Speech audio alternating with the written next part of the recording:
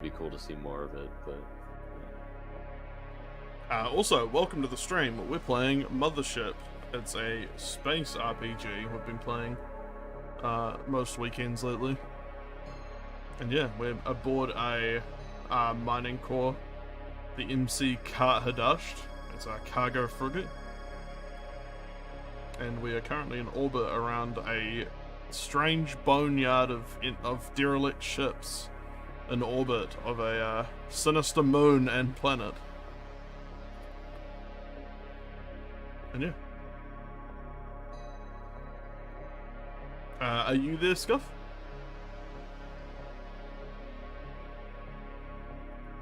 Scuff? How? Scuff. Alright, I guess we'll wait and see if Scuff turns up as well. In the meantime, what are you guys doing? Recovering. Phil and Damien. Phil's still got like 4 hours of life of like. Oh no, we'll say that passed while you were. Okay. We'll say it's been 4 hours. Or, like, we'll say it's been like a good while since last session, where you guys just kind of recover and stock shit back in the ship, refuel the Hannibal and all that. Did we make it to one of the derelict ships? Yep. We ended last session on kind of a cliffhanger of like you basically ran the lights over the hull, and you found the mining frigate Iago-Tyrant-Echo. All right, yeah, I wrote it down.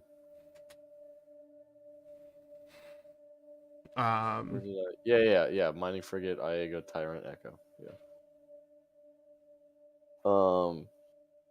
Yeah.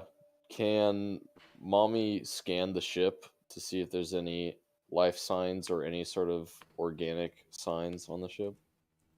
I'm not expecting anybody to be alive. Mommy's gonna come back saying, I can scan and give you further information about the ship's plans based on any internationally available data, but scanning for organic forms within that much shielding and hull is complicated. I would need a local patch to scan. If you could pull up any sort of like manifest as to what they were doing, or not manifest, what's the word? Itinerary on what this ship was doing, or what it was last supposed to be assigned to, and if there's a crew manifest tied to that, that would be great. Understandable. Pulling up data.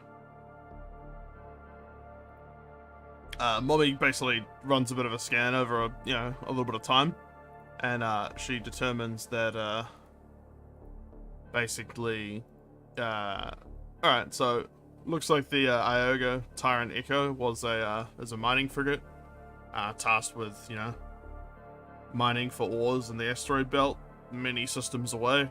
She was laid down about 100 years before this ship, and she's been basically working the asteroid fields ever since. Okay. Mining frigates like that are normally, similar to this ship, in that they've got cargo bays and then all the crew complement, and then, asteroid cracking weaponry normally.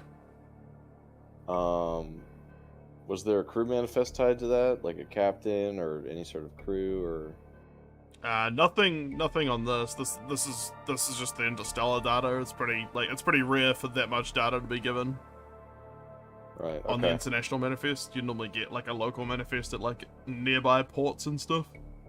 Right. Okay. Fair enough. You basically get the name, how old the ship is, and the class designation. These sort of ships typically have a crew complement of around anywhere from probably like 10 at minimal to like 50 at full. Okay. And so you can probably reasonably expect a crew of a vessel that size, you guys can see, is probably around 15-ish normally. All right. Well, if we can assume 15, then I'm gonna assume probably 25, just to be on the safe side. You never know. Maybe they pick up some people along the way, or shift changes or whatnot. People's names get swapped around. As you're talking to Mommy, I assume you're on the bridge, Damien. Yeah. I moved down from the gun port. Krenot and Panda are gonna walk in. Krenot is now repaired. What are our designations to be on this ship? What are we to refer to you as? Yes. No, they're objectives. I mean, now is a good time, now that our ownership has changed over. We will accept new designations, and we will accept new jobs. Okay. What was your previous assignment? We were What was your typically previous designated as position? general bridge assistants. Both of us have the logarithms and necessary calculations to assist with navigation, docking procedures, general ship maintenance, cleaning, preparing of meals, etc. General crew tasks, as designated by Interstellar Crew Regulations 049 Alpha. Okay. Phil will say to Mommy, it's like, hey, Mommy, do you need the additional assistance, or are you fine by yourself? I mean, based on my shipboard computer complement, like, my processing power is adequate to run all the standard stuff. Navigation, docking, etc. that they mentioned. I can do all that. But in terms of physical tasks, I am limited right now to a digital space. We can assign them to your systems, I suppose. Wherever you deem fit for their use. So kind of like my hands and feet in the world. Exactly. Yeah, until we can get you a proper body. Alright, sounds good. Krenot, Panda, report to my computer core room for further briefing and upload of technical data. They're gonna wander off to Mommy's core room. Oh, that was easy. Cool. Can always use a couple extra hands around the ship, depending on how reliable those hands are. Hopefully they're reliable and not dodgy. I mean, they are like, what, 200 we know something years old? Yeah, we know they functioned for a long time. You know, based on the laid down data of the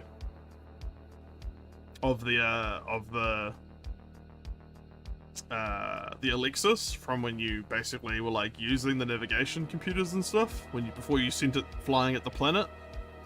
You know that ship was, you know, a good 200 years old. Yeah. Yeah, so they've been around for at least 200 years. Assuming they were brand new. I can't remember, actually, I can't remember, I'm pretty sure I actually told you, but I can't remember exactly. I didn't write notes about it like an idiot. So I can't remember exactly, but I remember it being it was an old ship, older than it should have been. I think it was 200 years old. Yeah. It was definitely something around then, if not a little bit older than that too. But yeah. Okay. I do want to board the Tyrant-Echo and see if we can find anything useful in terms of like spare parts, or since they got here before us, clearly, see if they have any sort of like scan information, either about the planet or the moon. You know, from the windows and from Mommy's scans that there's basically two entrances into the Tyrant-Echo. There appears to be a large cargo bay like your own, and then a smaller crew airlock. Okay. What are you thinking, Fiddle? Do we want to bring the ship up to their ship's airlock, or do we want to use the Hannibal? I feel like we should use the Hannibal if we're going to do anything, especially with the fact that...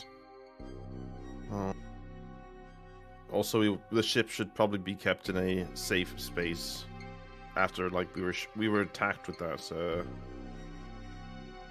hook. Yeah. Was this? We were trying to from Giant from the moon. moon-based harpoon, yeah.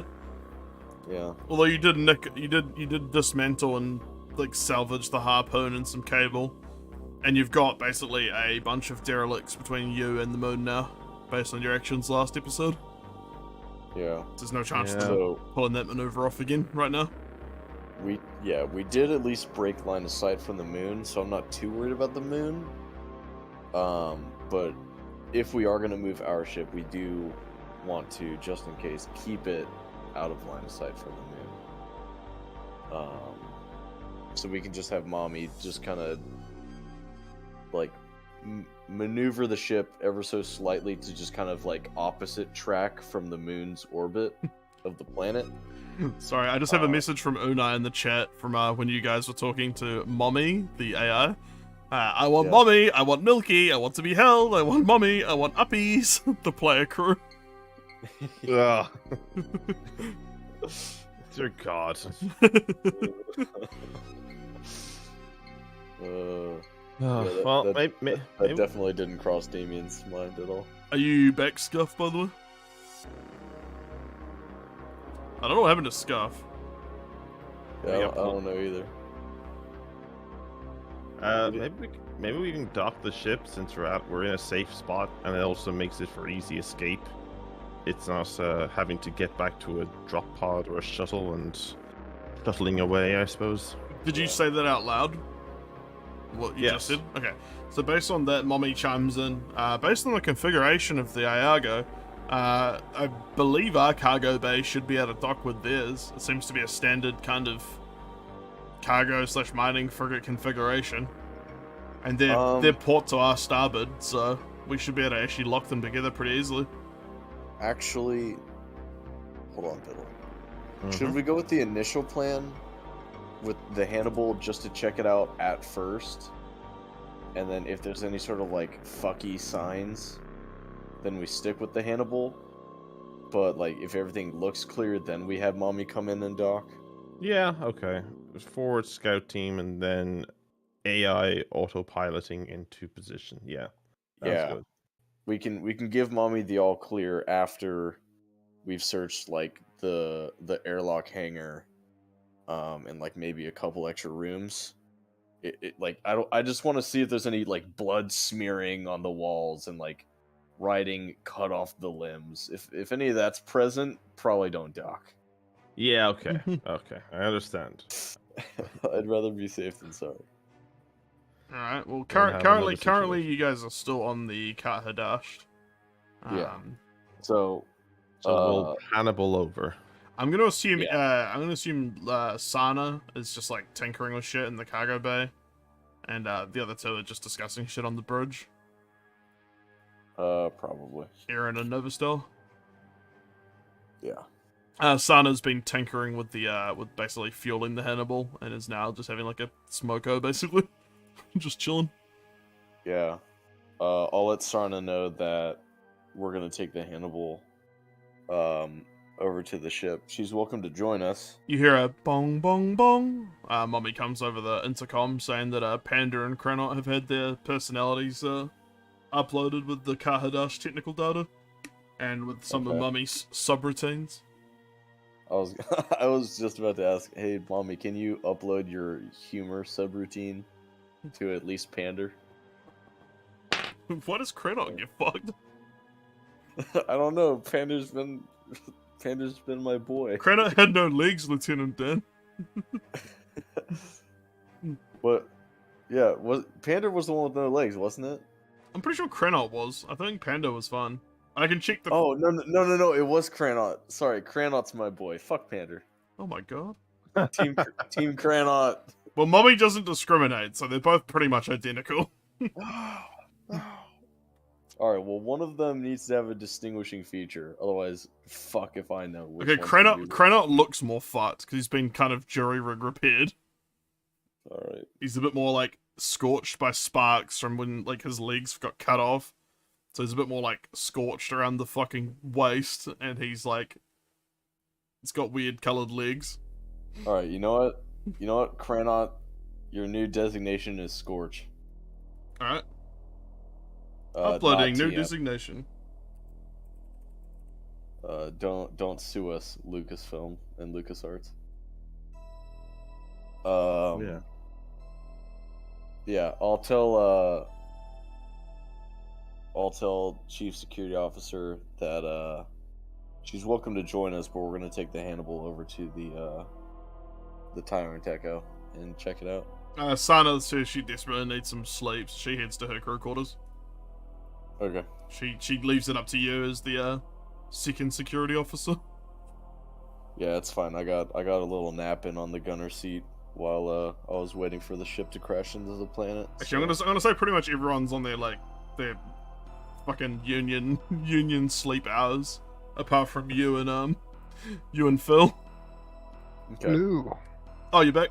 Welcome back.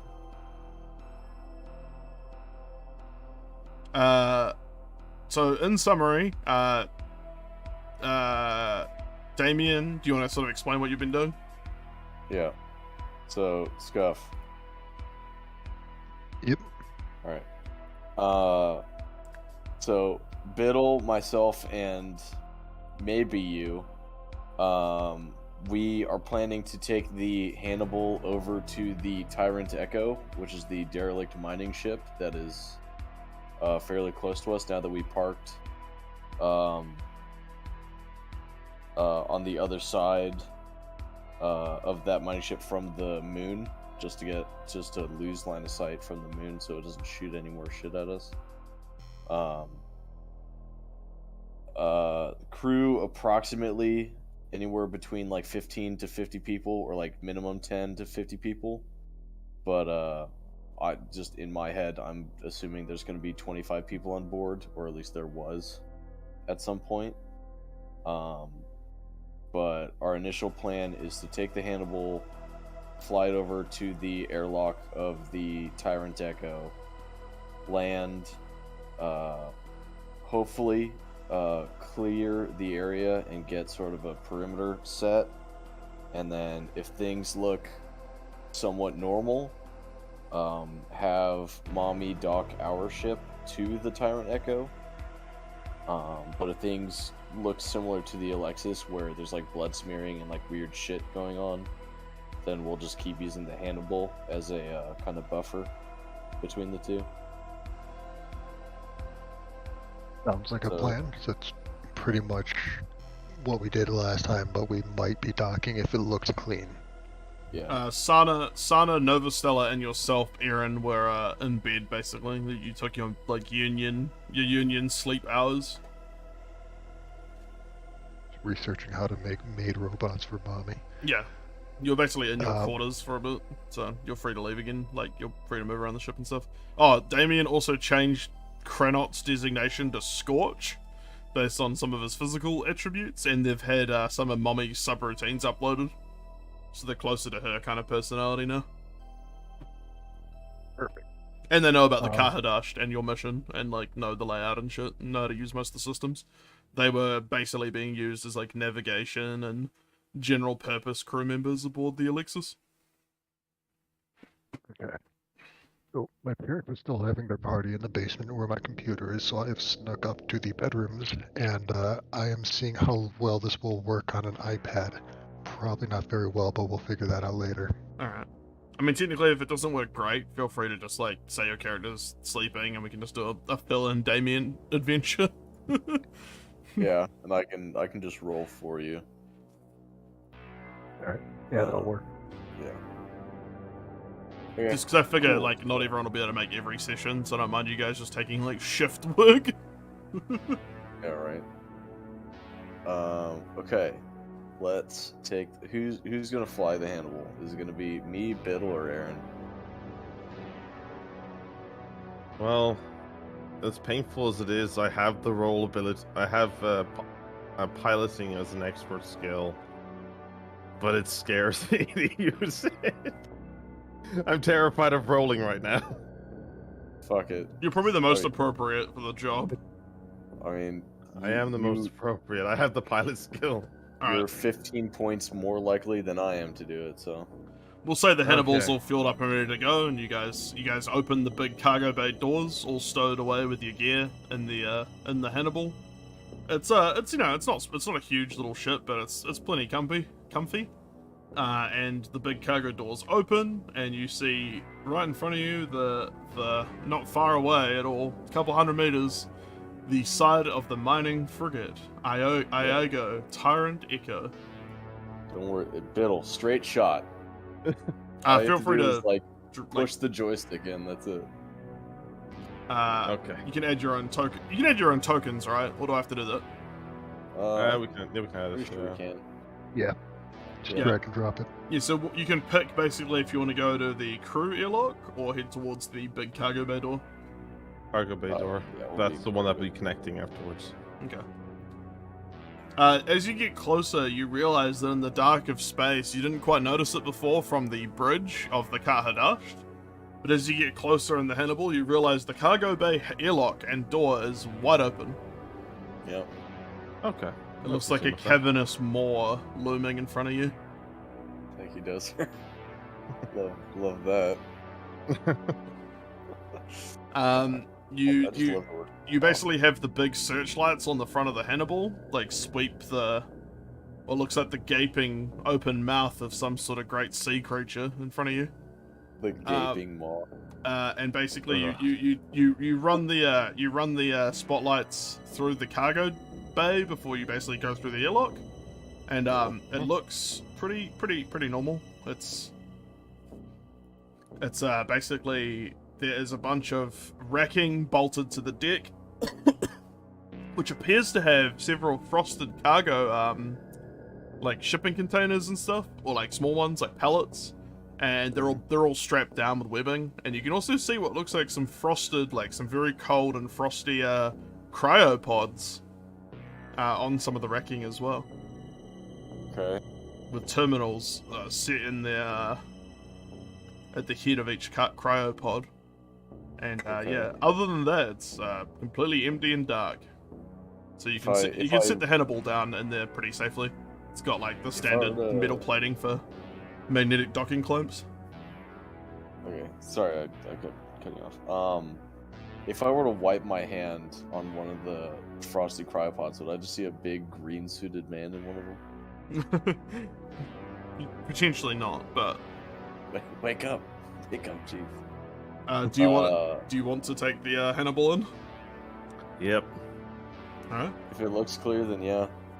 Just rotate it around and then back it in. That way, like the back hatch. Yeah. For easy escape. Yeah. Phil, with your expertise and there's no real ticking clock or any sort of stress or pressure, you easily back the Hannibal in and land, using the roof thrusters to gently place the landing gear and landing struts against the metal plating of the Tyrant, and then you engage the magnetic clamps.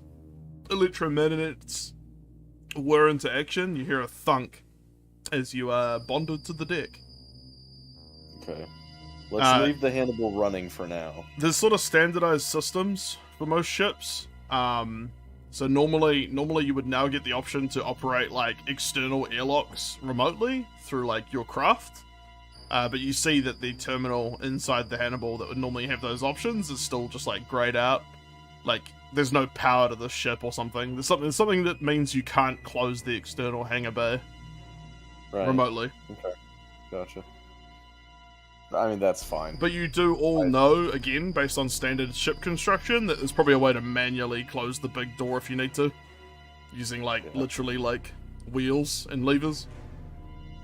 Or 2 exosuits. There's a pulley system. Well, yeah, you can, crank it shut. There's, normally big, wheels attached to a gearing system and, auxiliary motors to shut, most doors on most ships, even if there's a power outage. I think for now, safety reasons. I'm A-okay with leaving the door open. Alright. Let's check the cargo bay and then, the next couple rooms. You can see off to in front of you guys, to the right, there is a corridor that leads to another airlock system for personnel. Marked on it is basically, coloured strands, kind of like hospitals, that basically lead to all the different areas of the ship. Like another cargo bay, the drive system, the galley, bridge, crew quarters, etc. Reactor. So actually, Go ahead. What were you saying? There you go. I was just gonna say basically you can tell from this this like navigation information on the wall, you can basically go anywhere in the ship from here. Okay. I'm gonna keep my eyes on the door. Do you want to check the cryopods, either Biddle or Aaron, and just see if anybody's in them? Yeah, I'll have a look at it, I suppose. Like cargo bay, so I'm not thinking anybody's in them. They're just like actually transporting cargo or cryo beds, but I mean, you never know. True. So I'll have a look through every single thing. Alright. From what you can tell of the cargo, basically a lot of the packaging and stuff is empty, the stuff in webbing.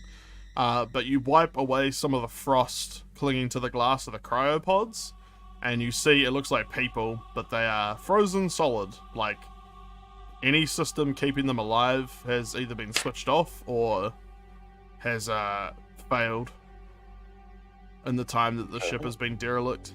You do see that the terminals are still working at the foot of each cryopod. And as you read through the names and data, none of it really jumps out at you. But it is interesting. Everyone that you've seen in these cryopods, let's say there's 3. One is a doctor and 2 are like basically students. And all of them seem to have like jobs as botanists or horticulturists. One is a professor and a doctor of botany, and the other 2 are basically students of horticulture. So would the things be saying stuff like status of like patient or cryopod content status deceased, basically? Basically, yeah. And you get the readout in the time period that, you know, a long time ago, like at least several months ago, that all the systems basically failed, and that they switched to auxiliary systems for emergencies, but then even that ran out of battery. Wow, okay. And their heart functions, like, it was too cold, basically. You can see they all died of, like, hypothermia, basically, while asleep. Right.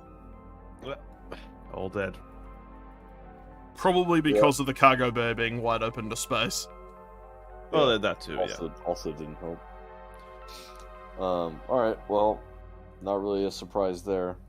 I mean, also with the strange pulse that's, like, been causing damage to electrical systems, there's a possibility it could have fried. Is there a timestamp on when they died? Months ago, apparently. This is a newer ship. Yeah, you can tell it was about 4 or 5 months ago. Yeah, so, and this is a newer ship anyway. But you know that space dates can be a little inaccurate if it's like out of the system, so you don't know exactly when the ship turned up in the system based on that. Like, you're really just getting the date of like when these pods failed. Death. Yeah. Pods failed in 4 months ago, but considering the fact that you can jump through hyperspace, you've been traveling for 4 months in hyperspace and arrive. They are plugged into the wall, and you know that typically cryopods will have their more detailed monitoring systems in like ship computers. So like, if you find a central computer, you probably could get more data about these pods. One thing we should look for while we're going through the ship, any other electrical systems that have memory damage or memory wipes from around the same time. Because that's what the androids from the other ship are reporting. Yeah. Alright, well, let's keep going through the ship then. Alright. You see a cargo, there's basically a cargo, like, there's another airlock to get through to what you can tell is the next cargo bay. And you basically you guys can cycle that manually if you'd like to try. Sure. I'll try to cycle it. Cool. You can give me a funny check. Give me a second. I'm a little bit out of practice. And by out of practice, I mean I barely know how to play. 1 second.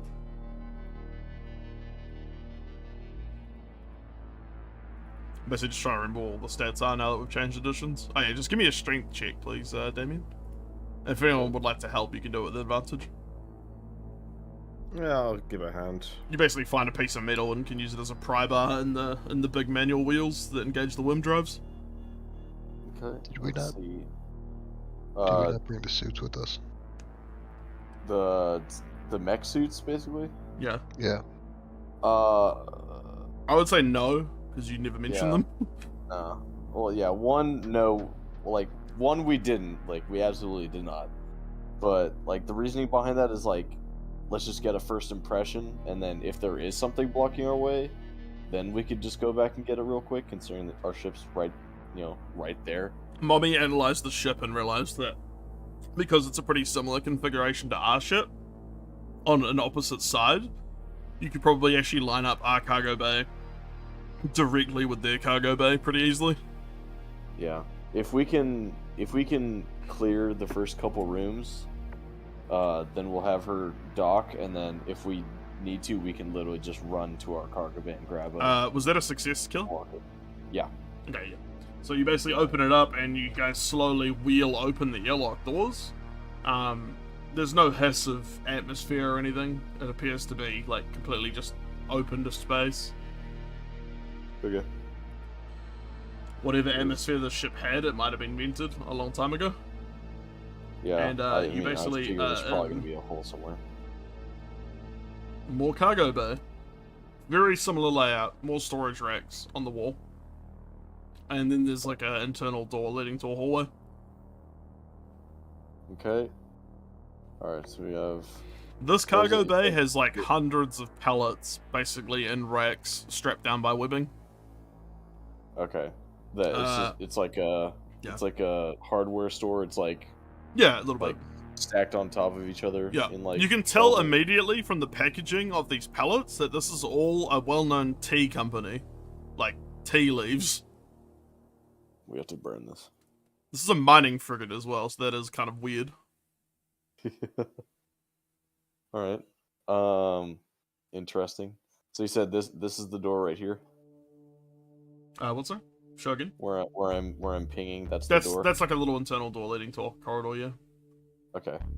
I couldn't quite tell just because the black part of the map is like right there, but okay, cool. It's just a standard bulkhead with like a latch and door. It's not like a airlock. You could open it pretty easily. Yeah, it's just like the other ship. Okay.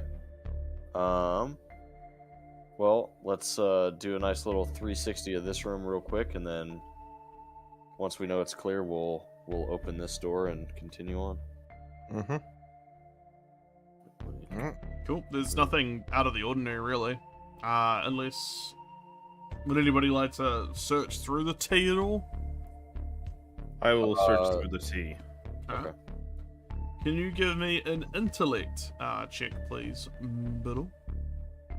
Okay. Actually, you know what? You guys can do it. Like, I assume you're doing it all together. Like, you're helping each other search and shit. That was a success. Okay.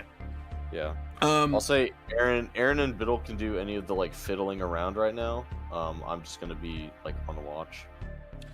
You find like residue on the wrecking that indicates this used to have shit like ore, which would be more appropriate for this vessel, but it's been like replaced with all the cargo of tea. And a lot of, as you go through the boxes, a lot of it is just tea leaves.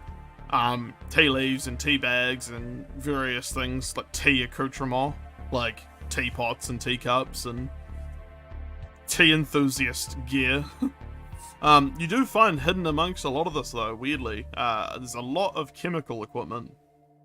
Like, what looks like, you know, Bunsen burners and Pyrex glassware and lots of stuff. That makes sense for the botanists. So. Maybe. Would it? But yeah, there's a lot of chemical equipment for, like, what looks like refining chemicals. I mean, with all the tea, I mean, it is all, like, organic material, so... I suppose. Like, if the botanists had anything to do with it, where... I mean, you know, this is going from one degree of speculation to a second degree of speculation. Botanists could have found a planet with a new herb on it, and they were trying to make a shit ton of money off of this, like, newfound herb and trying to monopolize it, but... I mean, that's neither here nor there. It doesn't matter now. Is there any residue around the equipment that we can identify? Potentially, you could scan it. Do you have any sort of anything like a scanner or a local tablet or anything? Do I? Like, do you have anything on your person that could help, like, analyze stuff like that? I have a survey kit, but I don't know what's all in that. Do you say a survey kit? Yes. Okay, so that can basically relay like survey data or like data from like the ground, like for like dirt samples and shit like that to like the Hannibal and then back to Mommy. But you could use it to analyze things like chemicals. All right. Would it be able to like at least tell if there's organic material on this?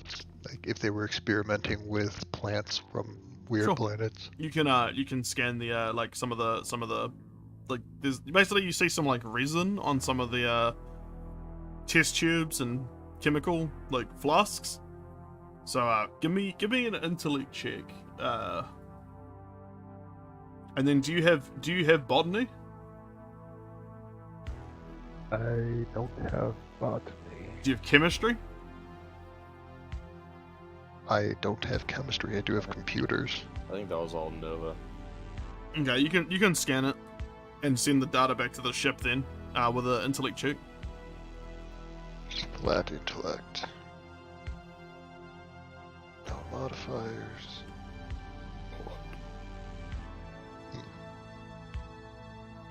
You basically take a sample and but the readout just confuses you. You don't really get any data from it at all, and you go up by 1 stress, not knowing what you're facing. Rock scanner's not detecting rocks on this plant. Yeah, basically you send the data, which comes up with a bunch of chemical strings and information that someone trained might be able to decipher, but you can make no sense of it, and that kind of annoys you. So Aaron can gain a stress, and then that's it. But the data has been sequestered on the Kart Hadashed. So theoretically, someone like Novastellar could investigate it. Yeah. Once Nova's nap shift is over, they can, Uh-oh, sleepy. Yeah. they can take a look at it. Alright, if that's everything you guys want to do in this room, let's keep going forward. Mm-hmm. Alright. Lead on. Is there a little port in this door that I can look through, or no? Yep. It's like I basically think of every door in this game as the door into the kitchen in Jurassic Park, like a big circle porthole and then a handle. Okay. Yeah, you can basically see that from what you can tell, it's a corridor. Ooh. Okay. There's another door on the other side, and then the corridor heads south. Alright. Opening this door.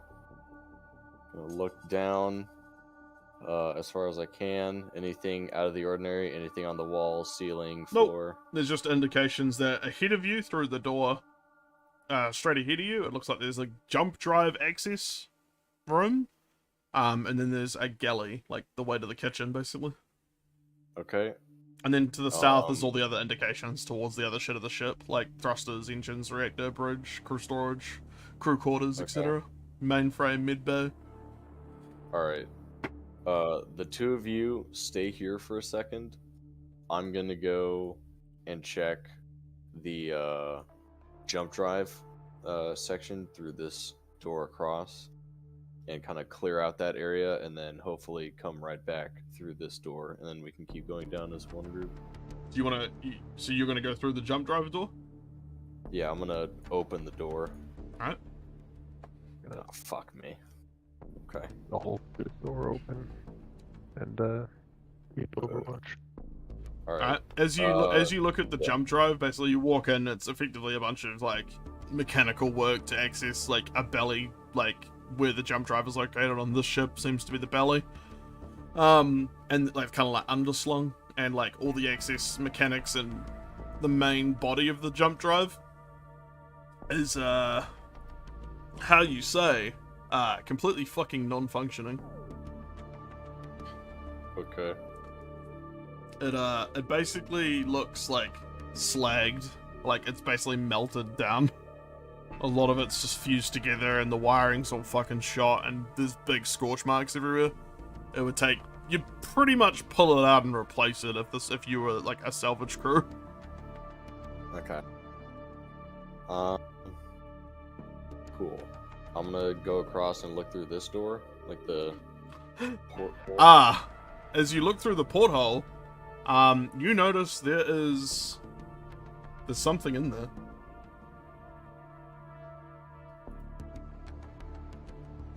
Okay. This is clearly the galley.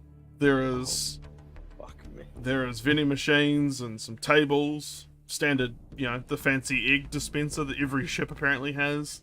And then, skittering around on a table is a strange bug crab thing. Kind of an amalgamation of bug and crustacean and animal skittering around on the table and kind of not looking at you, facing the vending machines, is a tall, gaunt humanoid type figure with kind of claws for hands. Okay. The crawling thing, it looks tentacled and armored. It's scurrying along with a long mouth proboscis kind of thing. It looks like every horror story of bugs and crustaceans fused together. Yeah. And then the big walking thing appears to have it's hunchbacked with willowy arms, squat legs. It's got like webbed feet. It's kind of stumbling about and appears to have incredibly long claws for hands. Right. Razor sharp. Neither of these things have noticed you peering through the window yet. They're just kind of stumbling around. Yep. Which is my cue to like slowly like dip my head back down and then back away towards like the middle of the room. They didn't appear to be attracted at all by your lights on your vac suit, by the way, because you're all in. There's no atmosphere in here, so you're all wearing vac suits, I assumed. Yeah. Yep. So luckily, just step out of the handle. Yeah. So luckily, light doesn't appear to affect them too much. Actually, okay. Aaron's an android, right? Yep. Yes. Do you need a vac suit? I don't think so. Nope. I'm pretty sure Okay. you can go without oxygen theoretically. If you're technically a synthetic, then I'd be wearing my hazard suit because it's better as armor, but I keep a vac suit in case someone else needs a patch-up job or a replacement. It's pretty common that androids in this universe will wear vac suits, though, just to avoid making people feel unsettled around them even more. They typically try and adopt the same mannerisms as humans, as much as possible. I mean, I wouldn't have questioned it. Like, as Damien, I would be like, it's fine. Android can wear a vac suit. It's It's a trait. more between them and the outside elements, so it's fine. Okay, cool. Yeah, without losing sight on the door, Alright. I'm like backing up and like just looking over my shoulder real quick to like see how far I am from this door. And then like opening It's probably like 30 the door. feet across the room. Yeah, opening the door to get back to them, closing this door and being like, okay. You got short comms inside your suits, remember? So you guys can just talk freely without like nosebleed. Then right, I forgot about that. As I'm backing up, then I'll be telling them this. Right, so there's two creatures in the galley. One looks like some sort of fucking Wendigo. I don't know if you guys know what a Wendigo is, but like just big, tall, lanky, skinny creature, long claws, creepy looking like webbed feet. The other one looks like this, like, I don't know, arthropod with like a mosquito kind of digit on its face, if you could call it that. And a bunch of like tiny was it like a bunch of tiny little like skittery legs? Yeah, there's lots of legs and lots of sort of they're both a very pale skin color, kind of gray, and they had too many fucking legs, and they were all. It was a horrible mash of ant and crab and Yeah. armored beetle and just lots of horror stories of creatures that just kind of all melded together in some horrible fleshy thing. Whatever you could imagine as like your definition of what a phobia of like insects and like crawling things is, it's that but bigger. Approximately what was the size of you it? would guess it's about the size of a small dog. Yeah. Yeah, about like yay big, and It's I about like, as big as a Jack Russell, but flatter and longer. I just like motioned my arms to be like approximately like that size. Gross. Yeah, and then the more humanoid figure was pretty tall and lanky, so it's got a good amount of reach and it's probably pretty fast. So we could Is there a vacuum in there? like there was a vacuum in the jump drive, right? Like me opening the door to the jump drive didn't have any noticeable So far, change in there's it. no air on the ship at all, as far as you can tell. In the hallway, the jump drive, the cargo bays. And you Maybe never we shut should the big scoot- cargo doors, so if there was any atmosphere, I would have bled past you pretty fucking quick. Maybe we should investigate the rest of the ship. Maybe there might be atmosphere still in that room, and if we can just shut the atmosphere off, they'll die. You can tell from Oh, these bulkheads, these thin doors typically don't stop airflow. Like, these aren't airtight. Oh, well then maybe we can do something like, well, they're like overload the electricals or cause an explosion or do something you expect out of KOTOR. Alternative solution. Yeah. Preemptively force these doors to fail open. And we do have Mommy with a pair of autocannons for close That's orbital true, fire yeah. support. That That's true.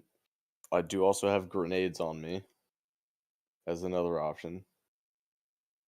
The thing about going through the rest of the ship though, like I want to either keep eyes on this avenue of approach or kind of oh yeah, the music ended, by the way, Dozer. Oh, cool, thank you. I like just noticed that it was onto like all the other videos. Oh, that's great. Love that one. It's just a music video, don't worry about it.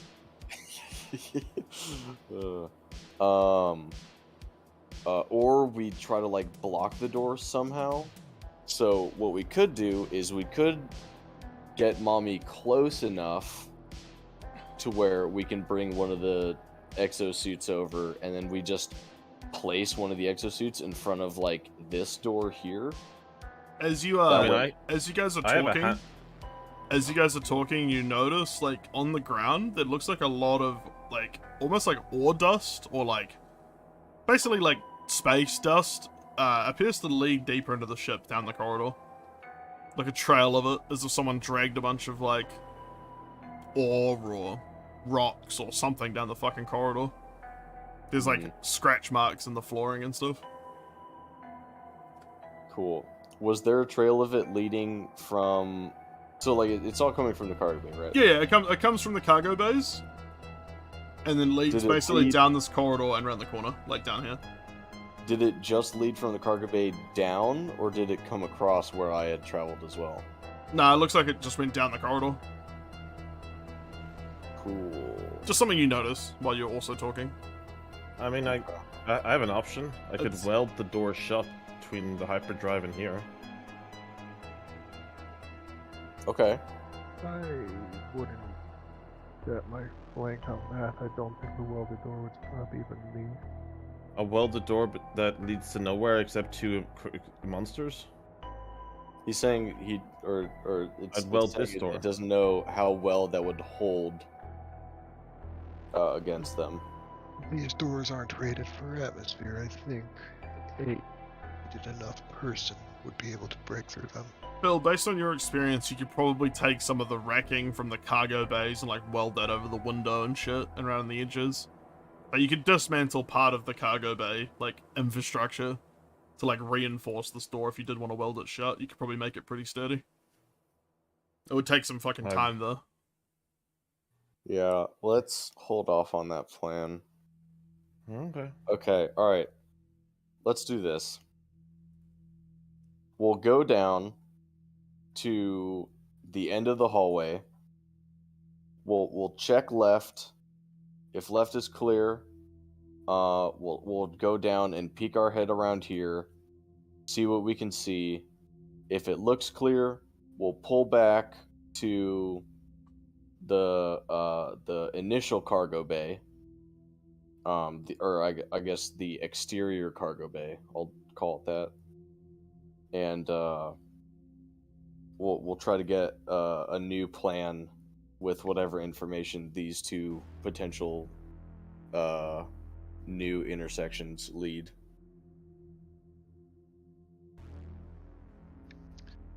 Because right now we don't really have a whole lot of options other than just like completely blocking off one part of the ship. Not that we need the part of the ship per se, but Mummy chimes in to say over your comms that all the data, the chemical data from the Hannibal, like, has relayed from you to the Hannibal to the ship. From the the scans of the chemical equipment you found in the tea. Wonderful, thank you, Mommy. She can see from the strings that there's probably chemical compounds, but she's not really trained to analyze that shit. Like, she was never given botanical data or chemical database, like, uplink stuff. okay. Obviously, being a cargo frigate AI. Yeah, why would she need to, like, know that? Okay, well, yeah, I mean, feel free to, like, suggest something else, but I think we should go down, check left, check right, see if there's anything else kind of fucky. Then, if not, we'll pull back to the exterior cargo bay and then try to make a new plan from there. If there is something fucky, probably still pull back to the exterior, but if there's even more shit on the ship than those creatures that I saw in the galley, it might be just a kind of gun situation where we just reboard our ship and just start blasting.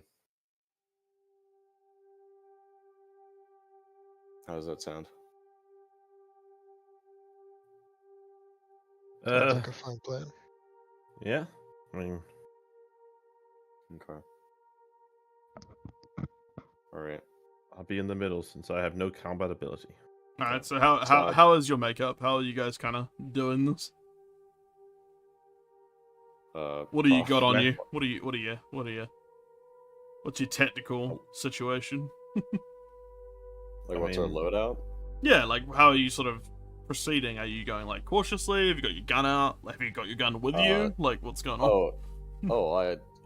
I keep that thing on me. I keep that thing on peace. Alright. I keep that motherfucking thing on me. I keep that thing on me. Yeah, androids don't exactly have muscles to get exhausted, so I have all four of my guns and my sword on me at all times. Okay. Alright. The fucking Alright. battle. Do you want to proceed to the door to your right then? You can see from the corridor navigation, like, painting signs and shit, that to your left is the bridge, crew storage, thruster area 2, crew quarters, mainframe, med bay, etc., reactor. Like, pretty much everything. And then to your left, to your right, like, over this way, is thruster room 1. Okay. Alright, I'm gonna...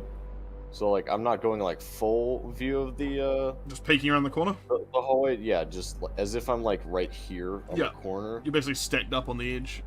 It's an open room. It doesn't appear to have, like, door access at all. It's just, like, a little piece of corridor leading to the room. And inside you can see all the fuel pumps and control systems and piping and electrical work, all the electromechanical stuff for what appears to be access to the thrusters. Okay. At least some of them. Probably the fore and dorsal thrusters, like all the top and forward thrusters and port and starboard at the front of the ship. Is probably controlled from here. Gotcha. Okay. And then same thing with this hallway. Just peeking my head around. Peeking around that corner, you basically see there's some painted signs and what leads to further corridor. On the wall opposite you, there's a sign that says left is the bridge. And then it's like right to like everything else. Okay. I'm gonna, like, without turning back to Phil and Aaron. All right, I know what I said before, but with the thruster, that thruster bay being clear, and this not really giving us a whole lot of information, what do we want to do? Do we want to backtrack, like we said before, or do we want to keep going?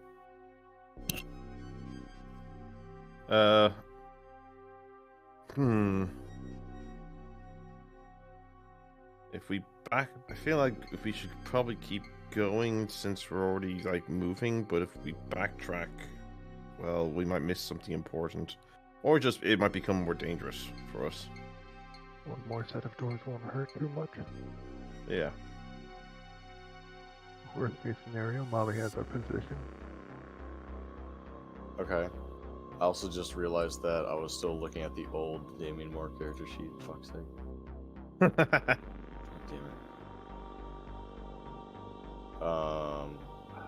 Where's my fucking down list?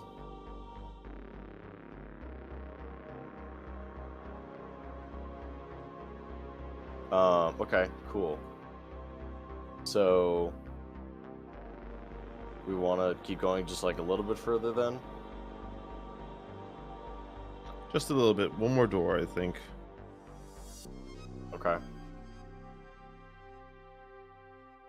Alright. We want to go left towards the bridge or right towards this door that I can kind of see right here?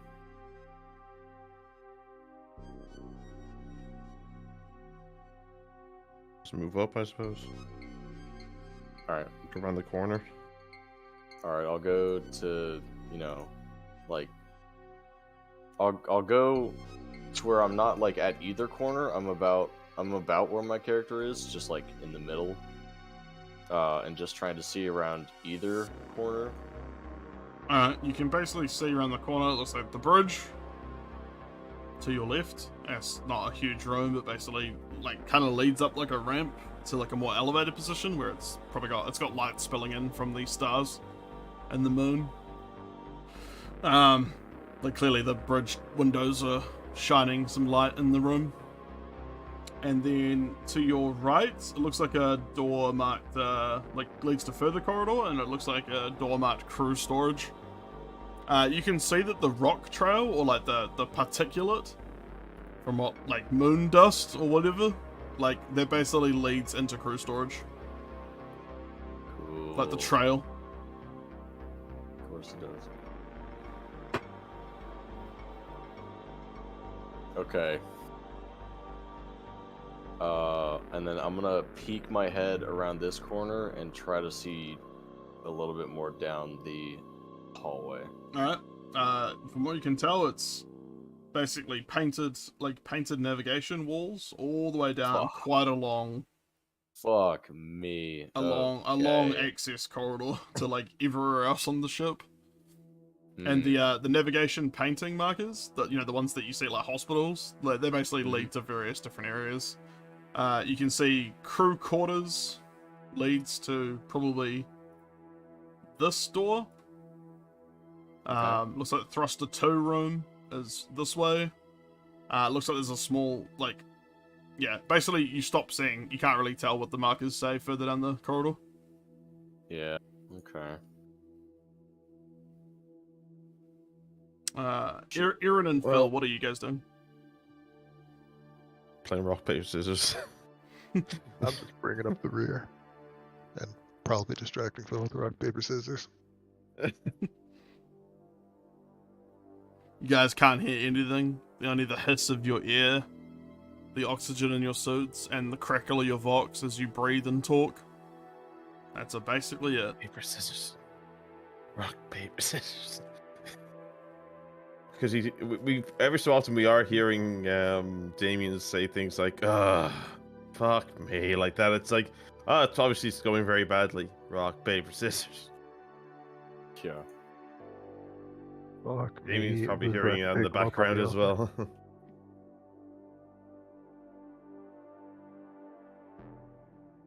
Alright, fucking A. Okay, cool. Shit. Alright, I don't even know, dude. I hate having shit behind us. I hate that.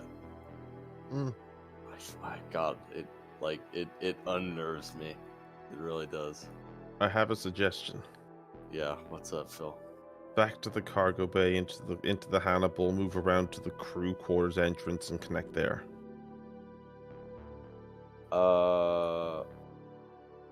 Okay. You mean like down Then there? at least we... Yeah. Yeah, because then at least we don't have to go back towards danger to fly away. We have a halfway point.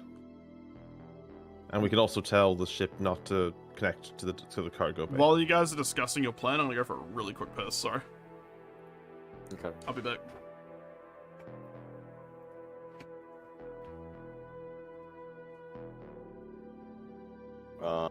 Okay. Jeez. Do we want to even bother welding that door?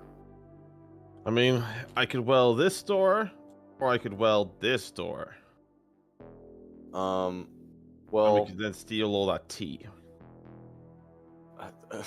I feel like looting should be a kind of once we're done thing. It seems like there's a lot in here. Yeah. If I weld this door, will take time, and in the time that I'm doing the welding work, is someone be moving the sheet metal from here to here. So while I'm doing it, I'm not walking away and coming back only for it to then to get closer. If I weld this door, there's less chance of them hearing it as well, because no one can hear anything in the vacuum of space. Yeah. Plus, there's still another door as like a buffer as well. Yeah.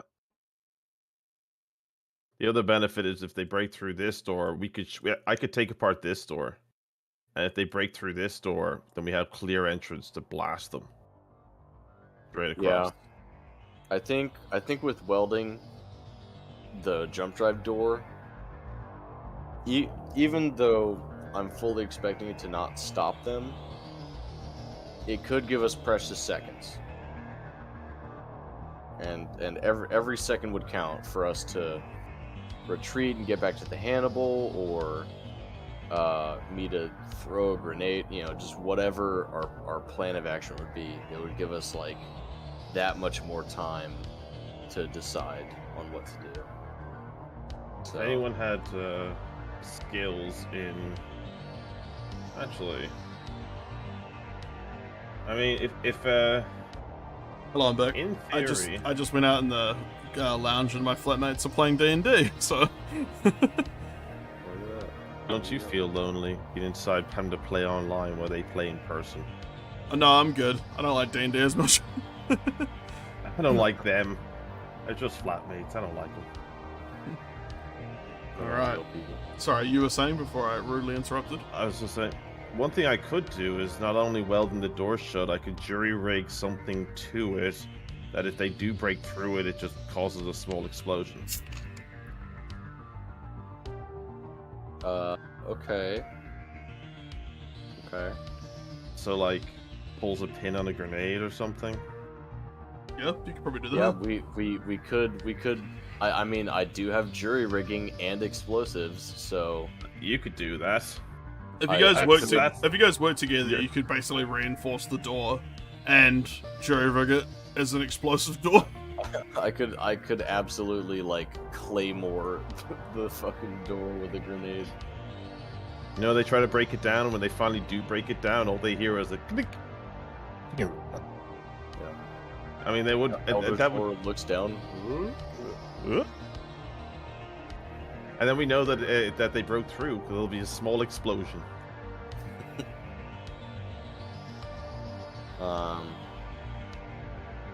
Ideally, I'd like to look through at least the majority of the rest of the ship to see if there's any more of these, like, godforsaken, you know, entities. Because I'd hate for us to get into combat, even if it's remotely, and even if these two things are dealt with, like, something over here, or over here, or over here, wherever, all of a sudden, like, hear it or feel it, and then they're all agitated and start roaming the ship, and then we have a fucking, like, riot on our hands. If we are planning to jury rig this door, or like to reinforce this door and weld it shut, we can either choose then to keep the Hannibal here, or move it down to here.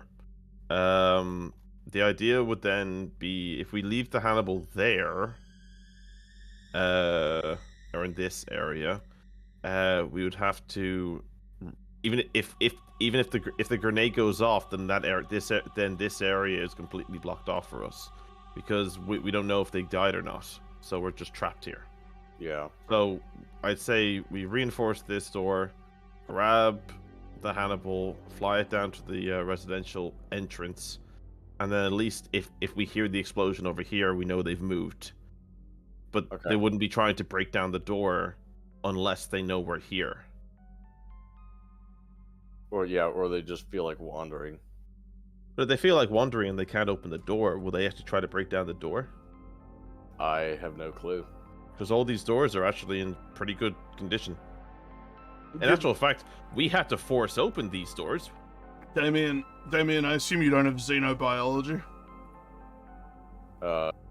No, just like regular, like, zoology. Okay. So no. You do have regular zoology? Yeah. Yeah, can you give me an intellect check then, and you can add your zoology? When Phil says that? Yeah, let me not have a fucking space stroke. I don't know how many degrees of failure. Is it just a zoology check, or is it an intelligence with zoology? Intelligence with zoology. So your intellect plus 10. It's not much, but it's still a failure. It's a critical failure. It's because it's a double. Fuck me, right? You can tell in the recesses of your mind that they don't move like anything you've seen before. Like, it doesn't match any kind of mammalian or reptile or insectoid species you've seen. Their movements were erratic and hard to predict, but they didn't seem to react to you at the window. You can gain a stress for now. Okay. You don't like thinking about the things you saw in the galley. I am tired of seeing eldritch abominations. It has been a while. We've only dealt with one. Two, I think. And now we have another two. Yep, and shit on the other ship. Plus, well, we didn't know about the one on the other ship. No, I just mean all the. Well, yeah, I'm just talking about like all the mangled bodies, not necessarily. Oh, yeah, true, yeah. Yeah. Right. Shall we weld this door shut then? Yeah, we'll weld the door shut. We'll jury rig the fucking grenade. Alright, can all three of you, can you give me a speed test, please? And you can all do it with advantage. Because you're helping each other strip shelves off the cargo bay and like welding them in place around the door edge. Are we stripping stuff off the cargo bay, or are we just welding the door? Well, we're stripping the stuff off the cargo bay to weld to the door as additional, like, reinforcement. Yeah, because the edges are normally, like, rubber sealed, so they're not, like, great weld points. The doors aren't Yeah, the doors aren't very strong, so we're barricading them. Yeah, Yeah, you're basically putting like metal across the hatch, and like it's all pretty silent because there's no atmosphere. Okay. So is this a speed test? Speed test, yeah. I passed my speed test. Whoops, I didn't mean to do that. Interesting. Rolling 1d100 myrmidons.org. Yes. But it was 1d100. It did roll. It did. Even though I'm actually curious now. I'm curious if you just add random message. Yeah, try that again.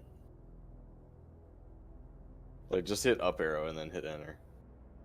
Okay, yeah. Okay. One has to be a 1d100. Can't be a 1d100 butts face. Okay, I still passed. That's good to know that a 1d100 books fizz is a single one and nothing else. Okay, well. And then I passed my speed test. Aaron, you didn't pass, did you? No. You can gain a stress as you kind of stand there, not helpless, but you feel like they've got it kind of handled. And it stresses you out, just the tension of the time clicking away as you don't know what lurks within the ship. Your internal clock is just going off repeatedly. As you see the lads rushing past and grabbing pieces of metal and going back and welding them, and then as you see Damien, I'm assuming you're going to take away one grenade, Damien, and weld that into the system. Weld it or jury rig it. Yeah, it's basically there's a piece of metal that if the door was to open either forwards or backwards, it would pull the pin out of the grenade, and it's like wedged in the jam. It's like a hooked piece of metal around the pin. Yeah. You guys have set it out, so you can take one grenade out of your inventory, please. Okay. I would like to set it up to a degree where if we don't need to, I'd like to be able to take it back. Yeah. It's like sitting there wedged, and then it's like a piece of metal attached to the door, like going through the pin, but none of it's like welded to the grenade. Also, using a welder on a grenade is probably a bad idea. So, yeah. Grenade design hasn't changed that much in space, but like, it isn't progressed far enough that a charge won't be set off by a jet of hot flame. Well, also the welder that they'd be using, it wouldn't even be fire; it would be like plasma. Yeah, it'd be very hot. Which would be even worse. It would just cut through the grenade instantly. Unai says, "Are you telling me you don't weld your grenades?" I weld my grenades. That's I don't use grenade pouches. I just weld grenades to my kit. God.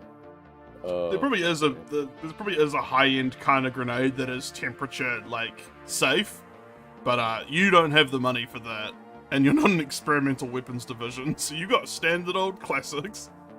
Yeah. Of course there is. It's called AN-14. Yeah, I just have the M67s. I would say 20 minutes or so goes past though, and you've got the door set up safely. Okay. For reinforcement and explosive fun. Okay. Do we want to all go back to the ship, or do you want to, like, just have you go back to the ship? That way we can keep eyes on this area? Yeah, I'll do that. And then short range comms, you know? Yeah, we'll just stay in comms with you. Yeah, short range is still a couple of clicks, like, you're fine. Yeah, it'll only take you, like, a minute to get from the cargo bay over here, and then just, like, back up the Hannibal to the like, airlock. Yeah. Yep, so Phil, you can fire up the Hannibal and post around where you guys can do stuff inside the ship.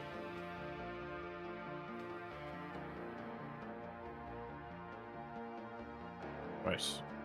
I'm ready to go, I'll be loading up into the Hannibal and getting ready to fly over. Yep, so you basically fire it up, fly the Hannibal down the length of the ship, and then you can safely kind of back it up and match rotation and speed of orbit with the and connect with the Tyrant, and then you can see that the airlock down here is also wide open, but it's a lot smaller. It's more like a crew gangway, and from what you can see from the Hannibal's cameras, it just leads straight into the hallway.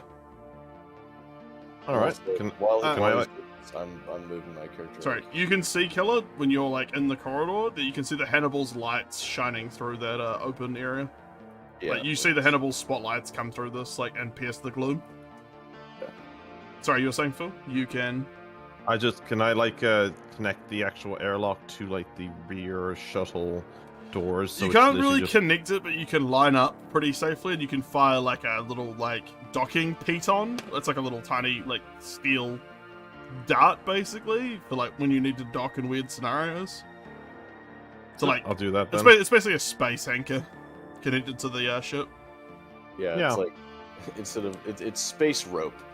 Yeah, there's four. There's four little darts that fire out from the four corners of the hatch, and basically latch into the turret. So you're basically stabilized, and you've got like things to hold on to if something happened and shit. And it's like it's stabilized with the turret, and you're door to door pretty close, so you can pretty much step off the Hannibal into the gangway. All right, and I'll just like hop off. I'm like, all right, and I'll just be like in position. All right. Holding because I do not trust to go around these corners. Phil, you can see the navigation markers now on the walls. Mhm. So you can see that this leads back down to the crew quarters and thruster 2 and crew storage and stuff. Mhm. And you can obviously tell that you're like further down the corridor, and you can see Killer, like Damien, around the corner slightly. And then you can see Wave right down. right across from you, it looks like mainframe. And then further down you can see mid bay leading this way, and you can see another airlock access room leading to the reactor. All right, I'll just wave to be like I'm over here. Basically, I'll stay here so you guys catch up.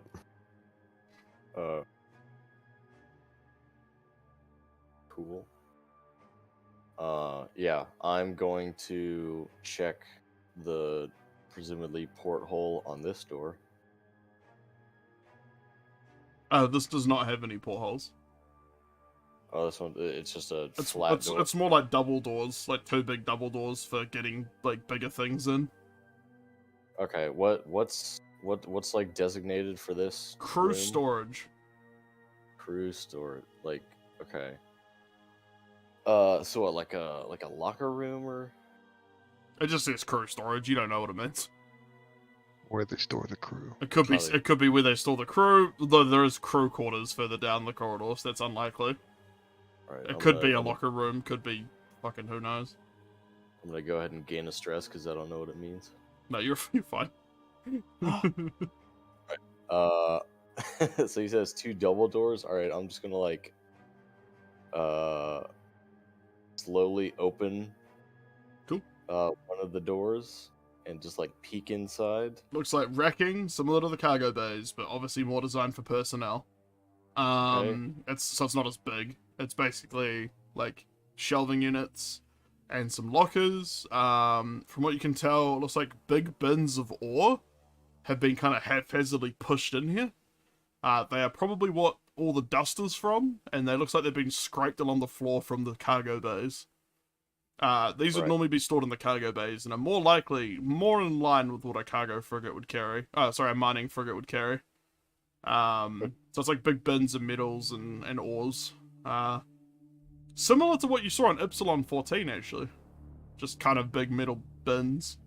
Some of them are on wheels, one of them's on like a pallet jack.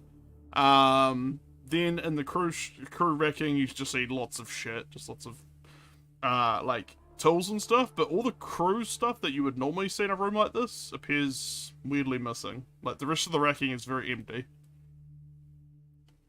Are the like bins of like heavy ore and stuff, are they pushed up against anything, or are they just in the They're room? kind of just haphazardly in the in the access bit from where you are standing. And then like up against some of the shelving at like the south end of the room and stuff, and like between some of the racks. Like, So I'd have to like walk around the bins. yeah, you'd have to like push them out of the way. It doesn't look like there was much organization made. It looks like these were kind of just moved here from the cargo storage for whatever reason. Okay. I'm gonna patch into Aaron and ask them to get a sample of a couple different pieces of ore and send that data to the Hannibal and to Mommy.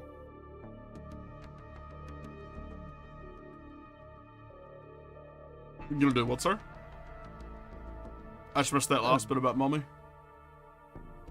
Sending the survey data that Aaron's collecting from like a couple different pieces of ore, to the Hannibal and to mommy. Like what we pinging did it back. earlier. Yeah, okay.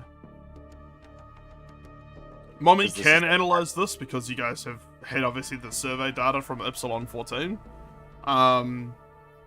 It all appears to be pretty standard, like precious metals, lithium, cobalt. Some of the ore is literally just like iron ore. Nothing crazy, really. What Pretty- was Pretty much What was exactly our- what you would mine from an asteroid. what was our original mission before we got sidetracked with all this? Like, what were we set out for? Originally, you were basically to, like, head for further orders. Like, you were basically investigating, delivering that survey data from Epsilon 14, like the core Oh, samples and shit. Right. Okay.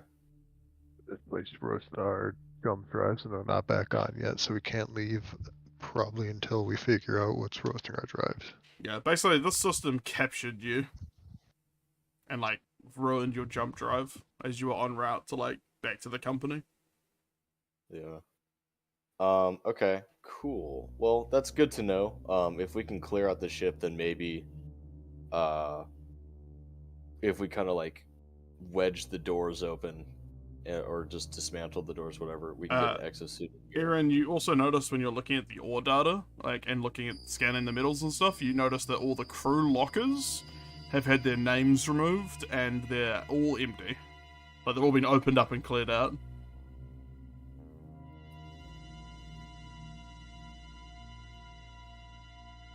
Interesting. Interesting. All right. Well, I'm gonna. What is this? Because this is like a double entryway. It's another big door that basically leads to crew quarters, apparently. Okay. Any windows? No, it's very similar doors to the crew storage, but it's just wider. Fuck. There's a okay. few more. Like, it looks like there's maybe like 2 kind of corridors conjoined. All right. I'm gonna like motion Aaron to like be close to me in case we have to fucking start booking it. I'm gonna peek in. So let me move here.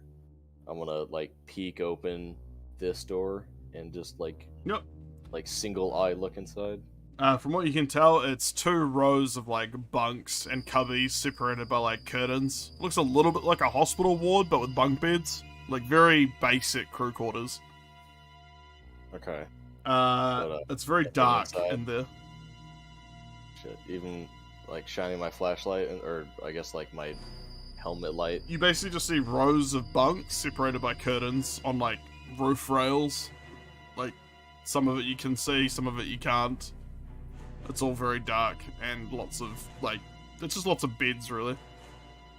Fuck, I'm gonna hate doing this.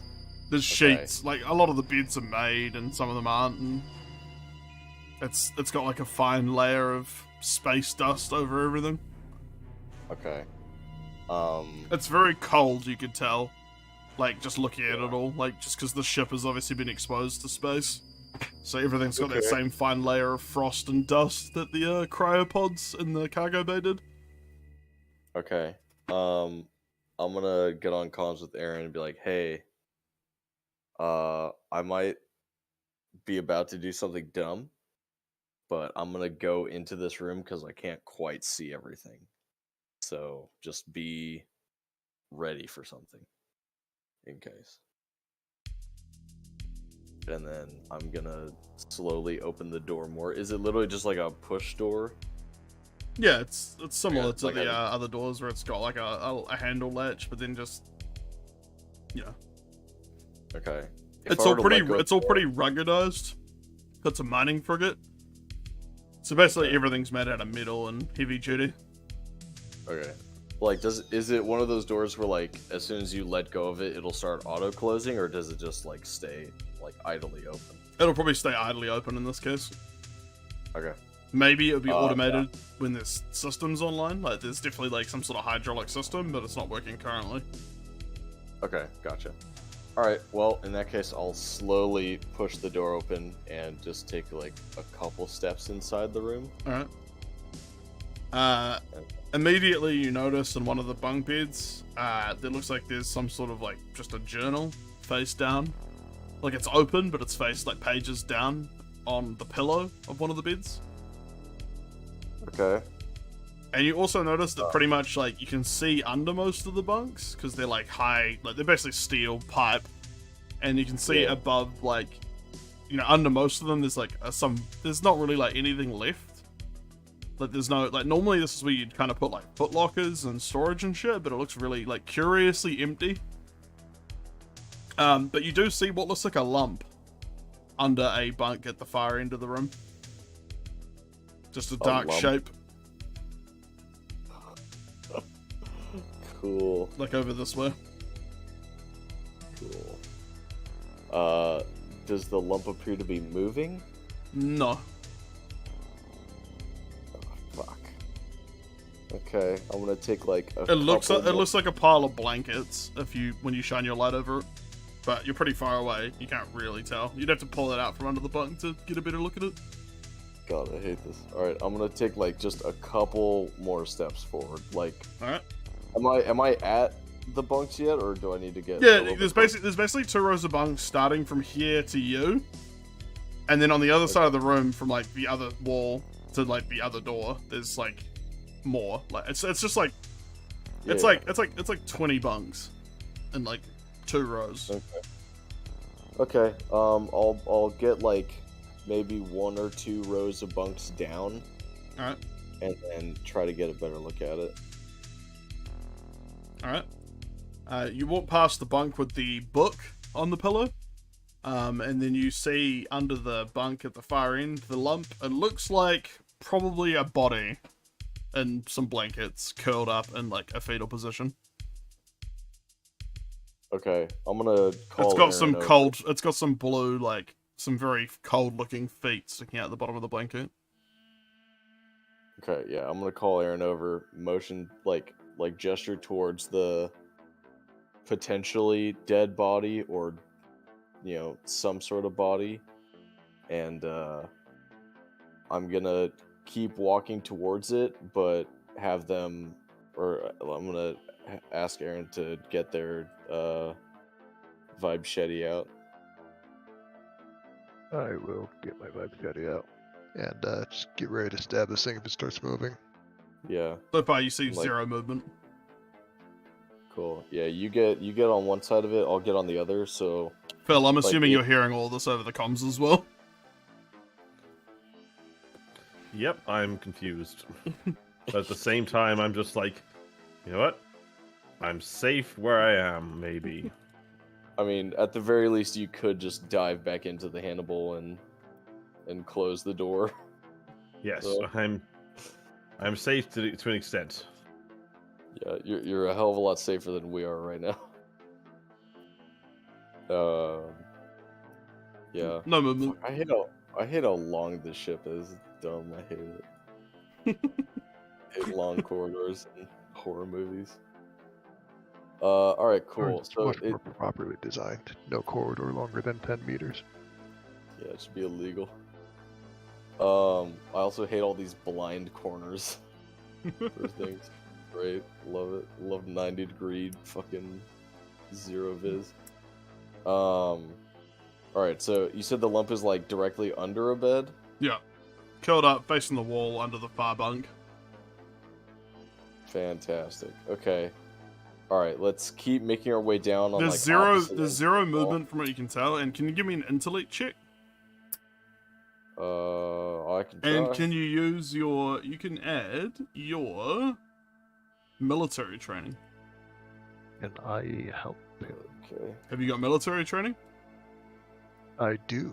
Yep, and yep. tactics. You can have advantage, killer. Okay. So intellect plus 10 with advantage. Okay. That'll beat it, but yeah, I'll just do it again. Did that pass yeah. it? Okay. Yeah, it passes by. You notice looking at it and silently motioning to Aaron, you point out that you see there's no dust, like the dust has not been disturbed around that bunk.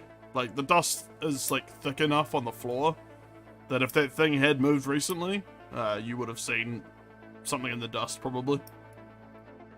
Okay. It looks like that dust has been there a long time and that thing has not moved. So we're also like leaving footprints and stuff, right? Absolutely. Yeah. Okay, cool. Little Right. puffs of the dust are coming up every time you move. Gotcha. Alright, so yeah, we're just gonna It could be keep- dust, could be frost, I don't know. You don't really know. It's just... The ship has opened a space for a long time, that's all you know. Yeah. Are you fucking with a Zippo right now? Oh, I am, sorry. No, I've been like idly doing that every once in a while as well. I don't think my mic was picking it up at all though. That's funny. My dog crying been getting picked up. No, you're pretty quiet. Alright, yeah, Aaron, let's just get like as close to like either side of it as we can, even though it's kind of like up against the wall. And then You can see now that you guys are closer that the body is probably a human. The feet look humanoid. okay. It just looks like I'm it's gonna- been incredibly cold and frozen. I'm gonna. So we're like right up at it now, yeah. Pretty much, yeah. Okay. I'm gonna give like, so like I can see like the bottom of its feet, right? Yeah. Yeah, I'm gonna give like the bottom of one of its feet like a little tap with like the tip of my boot. Alright, it moves with the kick, or like with the tap, but like nothing. It doesn't move on its own. Okay. All right, and like looking at Aaron like out of the corner of my vision, I'm gonna slowly reach down, still having my SMG trained on it. I'm gonna like pull the sheet. Yep. And, You're gonna like, try and start- pull it out, like it's wrapped around it, so you're gonna pull the whole thing out from under the bunk? I guess however Alright. I could kind of manage that then. Yep. So you pull it out from under the bunk. No movement still, and you can you unwrap, like the blanket kind of unwraps as you pull it out, and it's very clearly a dead person. They're wearing like a really dirty singlet, like oily, and they've got like overalls, but like the top isn't done up. It's just like stripped down to like the pants, and Yeah. it's someone with like black hair and like incredibly pale, and like their eyes are like completely like sunken, and like they're a little desiccated from just like lack of like moisture, but like Yeah. they're basically frozen solid and very dead. Okay, so aside from, Eyes are wide open. well, yeah, I probably figured that. Aside from that, are there any sort of unusual markings on them? Any slashes, piercings, like any sort of wounds on them? Doesn't look like it, though. You can see on the fingers. Actually, give me. Wait. Have any of you got field medicine or pathology? I have field medicine. All right. Can you give me a intellect check with the bonus? Yes, I can. Alright, you can see that it looks like there's like bruising and damage to the fingers and hands. Okay. Like there's some abrasions, and the fingernails look a little like damaged, like scuffed. There's like a lot of dirt and oil and stuff under the fingernails, but doesn't look, there's no blood or anything. It looks like they either asphyxiated or froze to death maybe. Like you can't tell, like there's no obvious external injuries. Okay. Damn, Aaron, what'd you do to this guy? He looks pretty scuffed. I Okay. am not apologizing for my art. art. Okay. Right. I'll just check and see if he has anything in his overalls. I mean, I doubt it, but might as well. Alright. Any sort of identifying, paperwork, credentials, any sort of like wallet, notebook, diary, anything. Yeah, just bear with me. I fucked up. I closed on my resource notes like as you asked that. You're searching through his pockets. You're searching. Your fingers are touching the fabric of the pocket, and It's like a weird, it's a weirdly long like loading bar. yeah. God, why is this? I knew I needed to increase my search scope. All right, you find a postcard in the pocket of the overalls, and it looks like a postcard to a fancy casino in a different system far from here. Does it say anything on like the writable side? Yeah. You turn it over, and it basically says like, John, like, can't wait for you to get here. XOXO. Meredith. And it's got like a lipstick kiss on it. Okay. I guess I'll just fold that. It's got what looks like a room number on it, maybe a phone number, like a local like com number, space phone number. Yeah, comlink number. Yeah. Or comlink channel. Yeah. Okay. All right. I'll just like fold it and then I guess put it in like one of my like belt pouches. I guess. Just make like a noir detective like stand up, uncrash from the body. Poor way to go. All right. We'll just check any of the other bunks or cubbies, whatever, if there's anything else. It's kind of weirdly desolate. Like, some of the beds are made, some of them aren't. There's that thin layer of dust and frost over everything. The only other interesting thing in the room is literally that journal face down one of the beds. I'll pick that up on the way out and hand it to Aaron. Alright, Aaron. You can see it's a kind of leather-bound little notebook. Clearly personal of someone's. It's normally sealed shut with an elastic band. You'll look through it, did you say? Yeah. It looks like basically a diary or like a log kept by one of the officers. Someone called like Second Officer Jill Samuels, and like it basically accounts them like mining asteroids in a room in a distant system from here. It goes over sort of her joining the ship and having a good time, making some friends. General mining data. Talks about how like the crew have a lot of inside jokes, and the crew have a lot of interesting superstitions, and which she kind of laughs off in her early accounts. As you go through the dates closer towards the end of the book, you notice that more and more they seem to measure and check their cargo more and more every week, which is normally mining ores and metals. But it seems to be a very regular check, you can tell. But it seems to happen more and more, like almost daily by the end of the book. It accounts them basically reaching this system, and their jump drives failing. Talking about discovering the moon and the planet, and discussing how their thrusters are dead, and they need to fix the jump drive. And then it talks a little bit more about making a deal with the rest of the crew. It doesn't really elaborate. And talks about the bargaining that they are doing together. And then it talks about measurements happening, like, hourly of all the cargo. And then finally the book just kind of ends with her saying that she's going to the final bargaining. Okay. It's like one of those like vault resident journals you find from a failed vault. Jesus. Okay.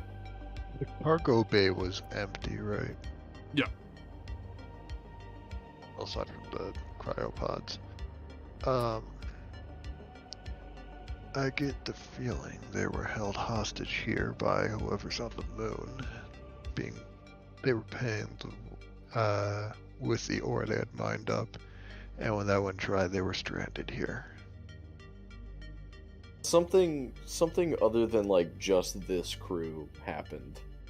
Because like, why would there be people in cryopods in the cargo bay if this is supposed to be a mining ship? Why would there be ore in crew storage and not in cargo storage? Why would they be measuring the same cargo that they've had over and over and over again with increasing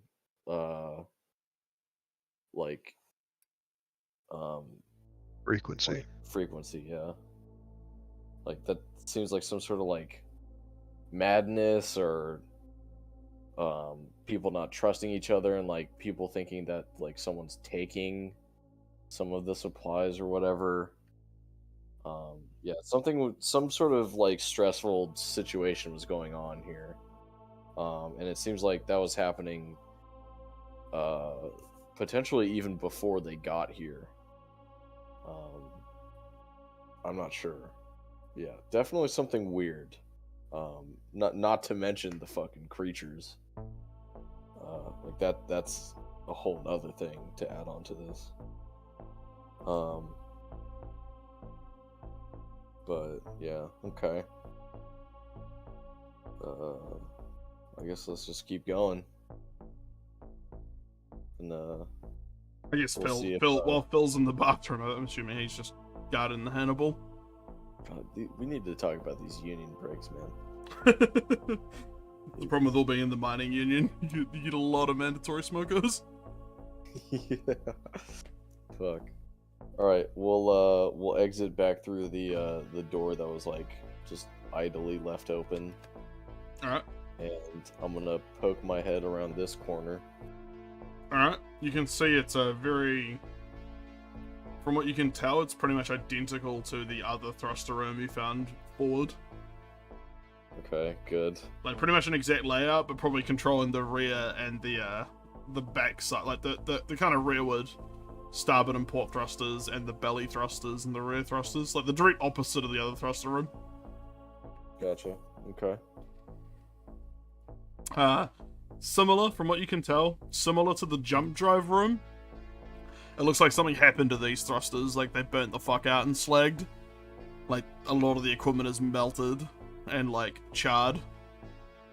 Yeah. Completely unusable, not even salvageable, really. Okay.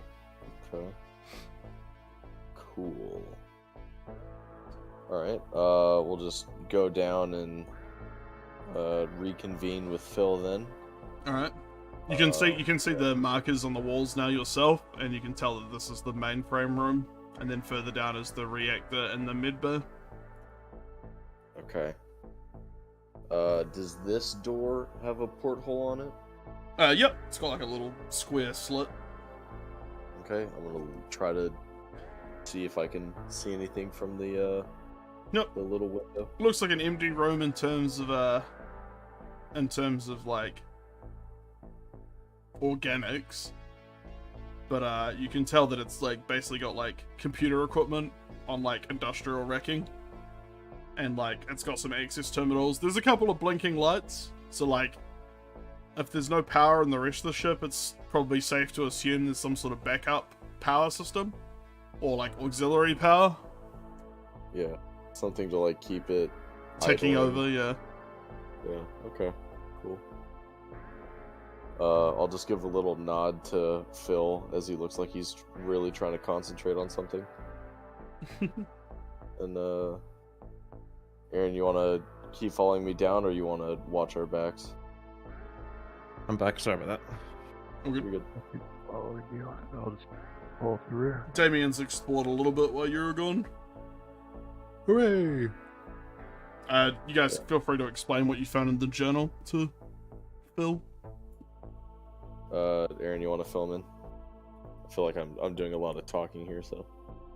I am trying to figure out why my dogs are freaking out, so I'm gonna be a bit distracted for a bit. Okay, that's fine. I'll film in then. So something was going on with the crew. So the journal was from some sort of like new officer that came to the ship after the majority of the crew had already been working together. So there was already a lot of like inside jokes and familiarity between the crew. But as time went on, like everything seemed to be pretty like very thorough, like by the book, like weighing and checking all of their cargo, or was it weighing and measuring all of their cargo, with like very regular scheduling. And then I think it was after they got here and their thrusters and their jump drive went offline, the crew seemed to be measuring and weighing their cargo with increasing amount of frequency. Like instead of like weekly, it became daily, then it became like hourly. Yep. And something about the crew bargaining with each other or someone else. It was kind of vague, but the last kind of log in the journal said something about the officer was going to the final bargaining, which seems very ominous. Like there's a whole lot of stuff that isn't adding up, and I'm not sure what it adds up to, if anything. But with unknown life forms on board that are clearly not crew, some weird behavior going on with the crew and their cargo, and also the cargo being where it shouldn't be. It's just seeming really strange as to everything that's going on here.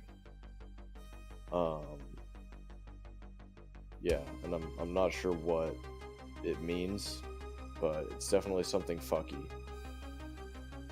But yeah, that's all we know as of right now.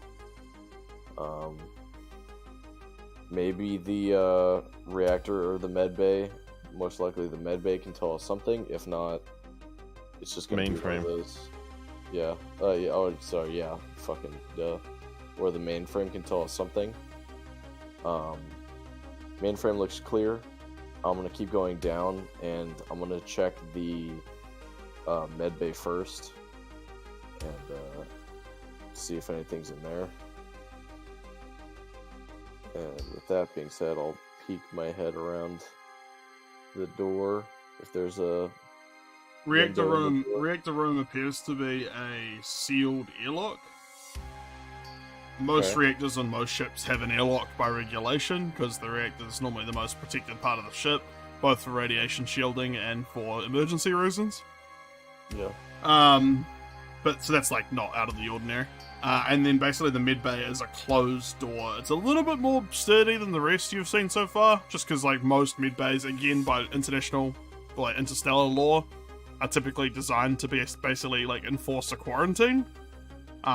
So it's sealed basically, and a bit more like hefty, but still openable.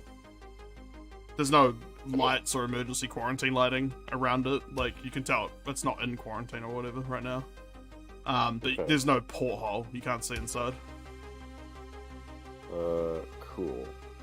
But there's a window on the airlock, right, for the reactor? Typically, yeah. Most airlocks have windows just to view occupants for emergencies. Okay. So yeah, you can see through to the other side, and like the airlock's empty, but it's closed on both sides. All right. I'll try to open at least this side of the airlock. Alright, there's basically a control wheel for, like, inside a panel for when, like, the power's out, and you can just wheel it open relatively easily. It's a small airlock, so you don't need to pry it, and you basically just wheel it around, and I'll just look from the other door. Now, when you do this, you do see air rush past you. So this airlock was sealed. Interesting.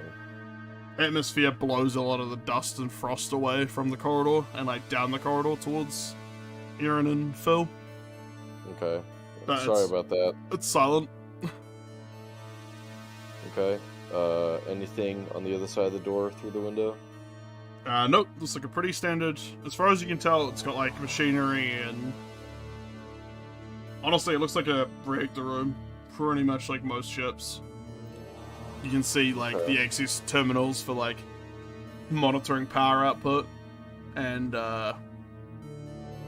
you have all the standard like equipment and terminals and manual access hatches and shit. Although the closer you look, yeah, it doesn't look good. It's looking, a lot of the rooms looking very similar to what you saw in the thruster room and the jump drive room. Like there was some sort of catastrophic failure. It's looking pretty errand. Yeah, it's looking pretty like burnt out and melty, but you'd have to go in there with a torch to see more, to be honest. It's pretty dark. Okay. Alright, well, I'll leave that alone for now. Phil, do you want to come down with me and kind of cover me as I open this medbay door? You're not getting any radiation sure. warnings yet, by the way. Okay. But maybe if you open that door, you might not want to, if the reactor's damaged. Yeah, I'm not too keen on opening that reactor door. Sorry, I'm talking about the medbay door. Sorry, what are you doing with the mid-bay door? I was asking Phil to cover me before I open up the medbay door. Alright. And then is it another, like, swinging open door? Yeah, it's kind of like a bulkhead with like a hand latch, and you can push it open. Okay. Then yeah, I'll do that. As you push open the mid-bay door, you see a mid-bay with several scientific, like, you know, laboratory equipment on one wall, and like storage, and then like kind of medical tables and beds. Could probably fit, you know, 4 or 5 workers. And as you unlatch the door, you see another skittering, crawling critter come up onto one of the beds, and it appears to be facing you guys. Fuck. At least as far as you can tell from the insect kind of appearance of it. Its proboscis is facing you guys. Okay, yeah, great. That's exactly what I want facing me right now. It starts skittering towards you guys and the open door. Okay. Yeah, I'm just gonna pull, like, I pushed the door open, right? Yeah. Okay.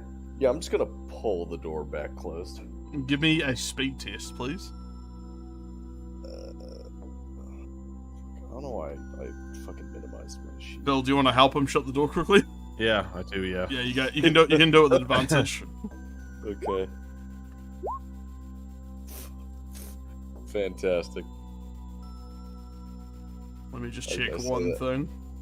I Give say me one that, second. like pressing my eyes into my skull a little bit here. Good.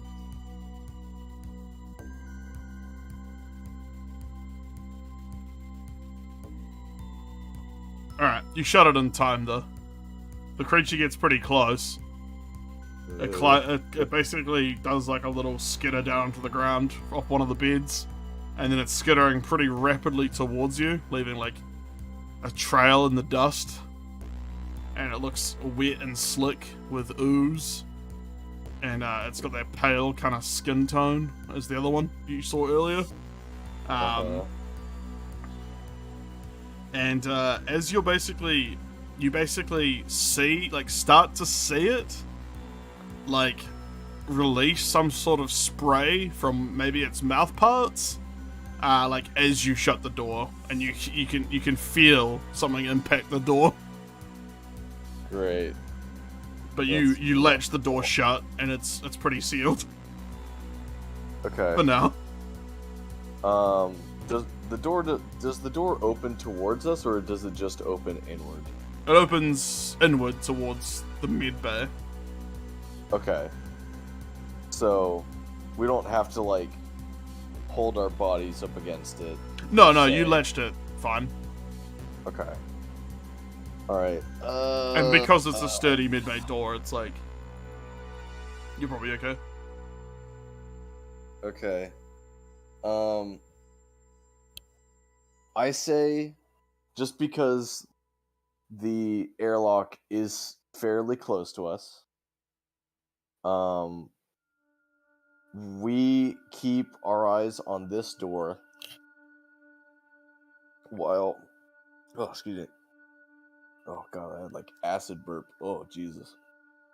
Oh, God.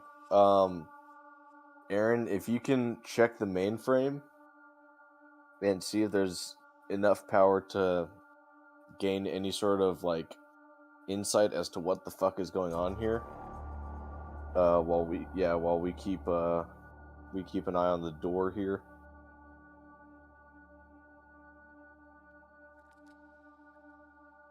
Looks like I missed a bit. But, do we get the reactor running at least? No, The reactor looks kind of fucked, and I don't really want to open up the. So I opened. Here, let me just move my character out of the way here.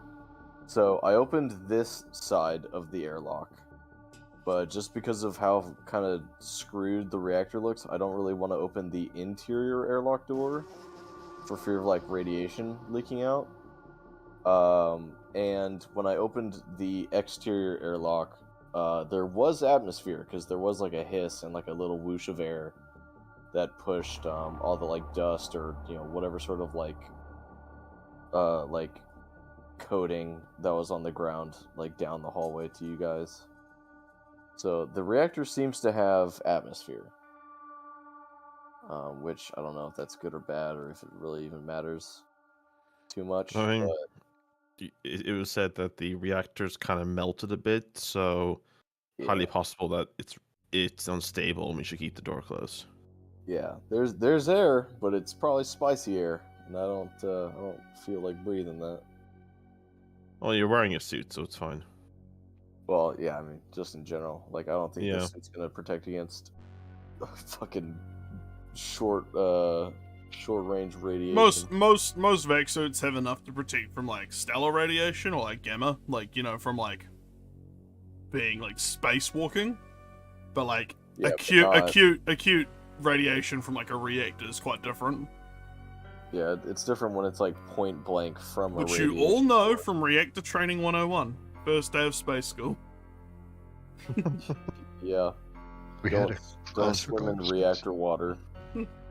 So I suggest download from the mainframe and pass it over to our ship, and then get the fuck off this place. Figure out what happened and then leave. Yeah. Are you playing with the mainframe, Aaron?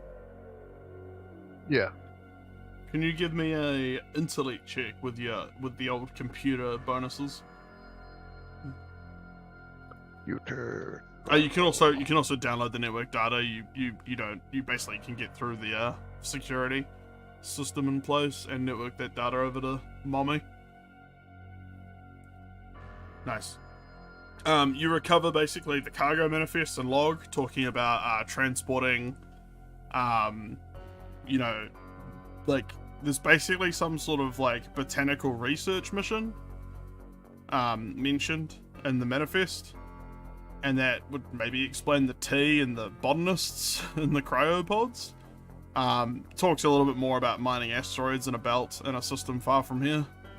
Talks about the new third officer coming on board that you saw mentioned in the journal. Talks a lot about discussing the upcoming crew bargaining. And then also you can see from the navigation logs, that the journal, at least, that information's accurate. Like, something happened, there was a fire in the reactor, like control room, and then basically the jump drive and the thrusters overloaded and burnt out, apart from one set of them.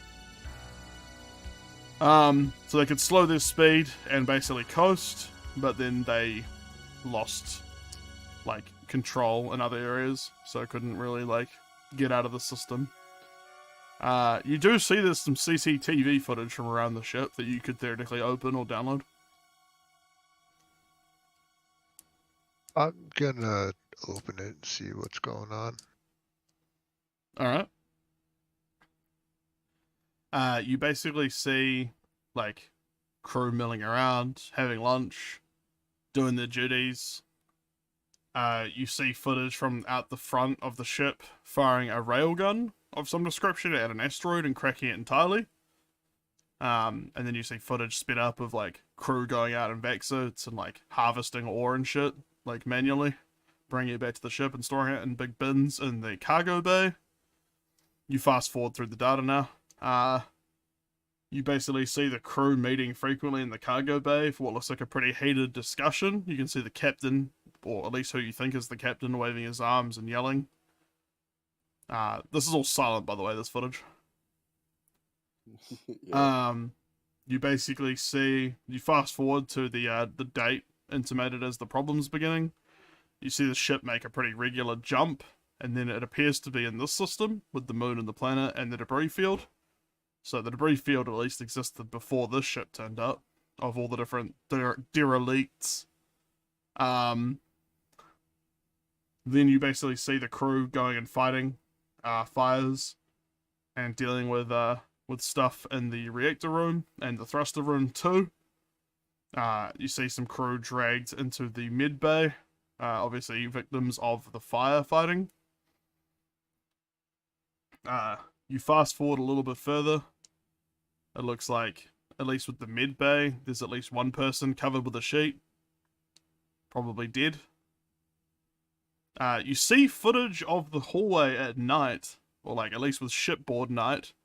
One day you see what looks like the body you found in the bunk room. That person creeping out at night, very stealthily, it looks like, out of the crew quarters. And going into crew storage and coming back with what looks like packaged food, maybe, or drinks.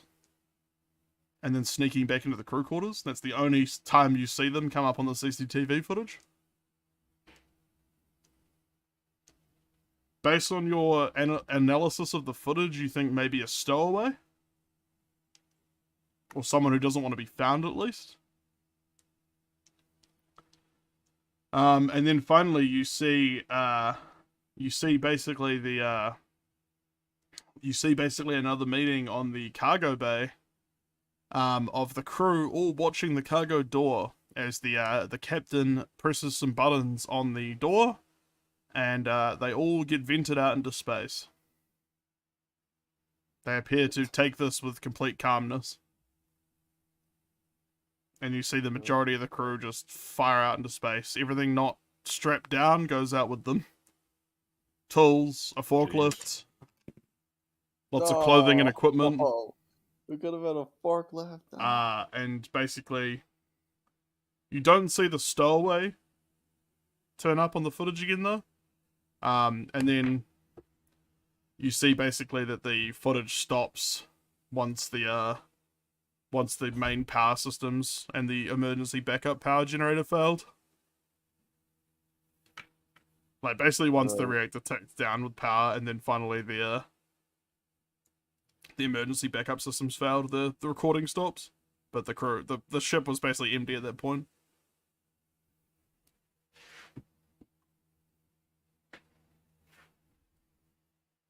Okay. You download the footage and send it to Mommy. Yeah. Interesting. Also, music. So that doesn't really explain the organisms, does it? No. My guess is they came from another infected ship. Yeah. Or whatever they found that resulted in them requiring to be vented into space had something to do with the organisms. Like, I know we shouldn't take unnecessary risks, but part of me wants to, like, engage this creature. Like, it's by itself, it's only just this creature. We do have a solid door between us and it. If the other creatures do manage to hear vibrations, either from the Vibesheti hitting a wall or something, or me firing my gun, we do still have the booby trap. So, like, the ship would rumble at the very least, warning us ahead of time that we need to run back to the airlock real quick to leave. So we would still have that kind of early warning system. But part of me really wants to try to kill this thing, and also see if there's anything useful inside the med bay. and also maybe potentially get a sample from this creature. But I'm only gonna do it if you guys also agree. If not, we can leave. But that's just my 2 cents.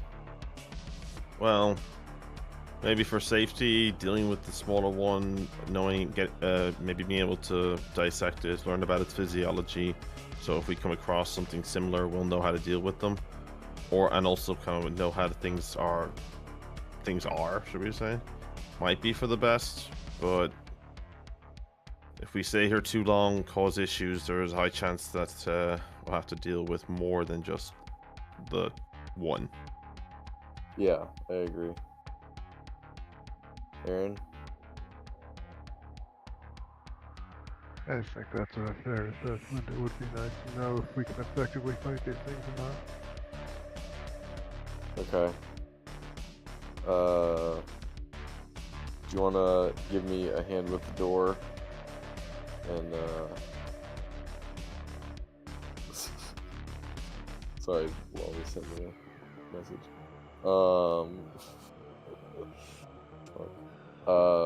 Is the creature still, like, or did the creature end up, like, start banging on the door at all, Desmond? You didn't hear anything. So, like, after we closed the door, it. there wasn't anything? As far as you can tell, no. You just felt the impact of something hitting the door when you shut it. Since then, with, like, my hands being up on the door, didn't feel any other sort of, like, vibration on the door? You can feel kind of a light vibration, like, but it's, like, constant. Was that vibration there when I initially opened the door? Nope. Okay. Right. Okay. Okay. Fuck, dude, I don't even know. Alright, Phil, what do we want to do? Do we want to, like, peek the door again? Or what? What do we want to do?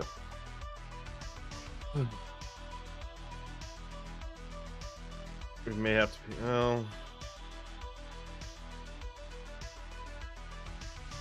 yeah. Peek the door? Okay. Because, like, if we peek the door, we'd be able to see in first before it's large enough to where the creature would be able to lunge at us. As you guys are talking, you feel a reverberation through the floor plates. Oh, fuck. Oh, fuck. Oh, shit. Okay, yep. I stop mid-sentence and just like, do, like, a cutting, like, through the air hand signal back to It feels like it was coming from your ship north, like, down the corridor. Yeah. Alright, let's go. Let's just go. Go. Yeah. Can you guys all give me a speed test, please? Oh, thank God. Come on, Phil. Alright, yeah, no. I just passed. God. 37 speed check. Can I, like, Pillar of Autumn, like, pick up Erin and then throw her into the totally not escape pod? Can you give me another? Can you give me another speed test, please? With a disadvantage. Because you're both in pretty bulky Vexits. I sure can. Yes. Basically, as you're pulling Erin into the Hannibal, and like picking up Erin at the junction of the hallway, you see what looks like the Gaunt Walker from the galley. Cool. It looks like it's screaming at you, but it's silent. You can see that its face is. Let's just give you a little bit of a description. Their face consists of immense eyes and high nostrils atop an elongated vertical orifice of interlocking bone-tipped digits. Yeah. And that is opening and closing rapidly with what looks like fury. You can't really tell because it's silent, running at you, with its claws scything the air, and it is bleeding and clearly scorched, as if it probably ran into your grenade, and that's why it's here. Okay. And as you pick up Aaron and start to leave as well, you notice also behind you the medbay door appears to be starting to riddle with holes as what looks like acid burns through it. Yep. And a weird skittery crab-like creature punches through the thinned holes and is flopping into the floor of the corridor. And you guys both successfully pick up and run and get in the Hannibal and close the Hannibal door, I assume. Yep. Yeah.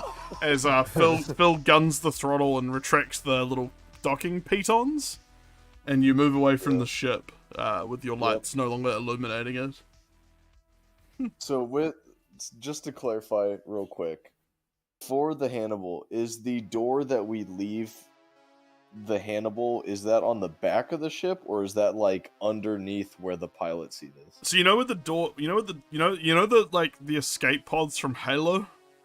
Okay, that's literally what I'm thinking of. Like, alright, fantastic. It's basically what I based the Hannibal off in my head. It's Okay, like a couple of seats and some storage lockers, and then like a back door, and then like very minimal thrusters, and like a pilot seat at the front. Yeah. So it's not so much a door as it's just like a double. It's a two-faced hatch. Yeah, basically. That just like opens on either side. Yeah. Yeah. Okay. Maybe a little bit ruggedized, just because you're a cargo frigate. Yeah. So it's a bit more heavy duty than that. It's not really an escape pod as such. It's more like a lander. So it's got like landing gear and a bit more. It's got a bit more to it, but it's similar. Okay. In size, it's about the same, but it's got its own thrusters and like landing gear and shit. Yeah. It's got like roll cages and shit for like slamming into ships by accident. It's what like a industrial version of like a Star Trek shuttle. Kind of, yeah. Think of it as like a mix of the cargo loaders that you had earlier, like the skeleton loaders, and the Halo life pod. Like had a weird baby. Okay. We're away. I say we, like, more or less eject from the I'll just call it the Tyrant. Iago. Yeah, the Iago-Tyrant-Echo, and not completely come back to our ship, but let's eject. So sorry, if you don't mind going back to the other map. Alright. Eject, like flip us around 180 to where we're facing the ship, and then just kind of like face us like diagonally from the airlock. So like we're not facing directly towards it, but we're like off to the side. Okay, you guys can just put your tokens like there if you like. Yeah. So we're like here. So like, God forbid, fucking Slender Man up here, like sees us running through here, and so here, let me get my tool out. So it's like running down here, and then also like runs out after us. Hopefully it'll just run out into fucking space and it can go fuck itself forever.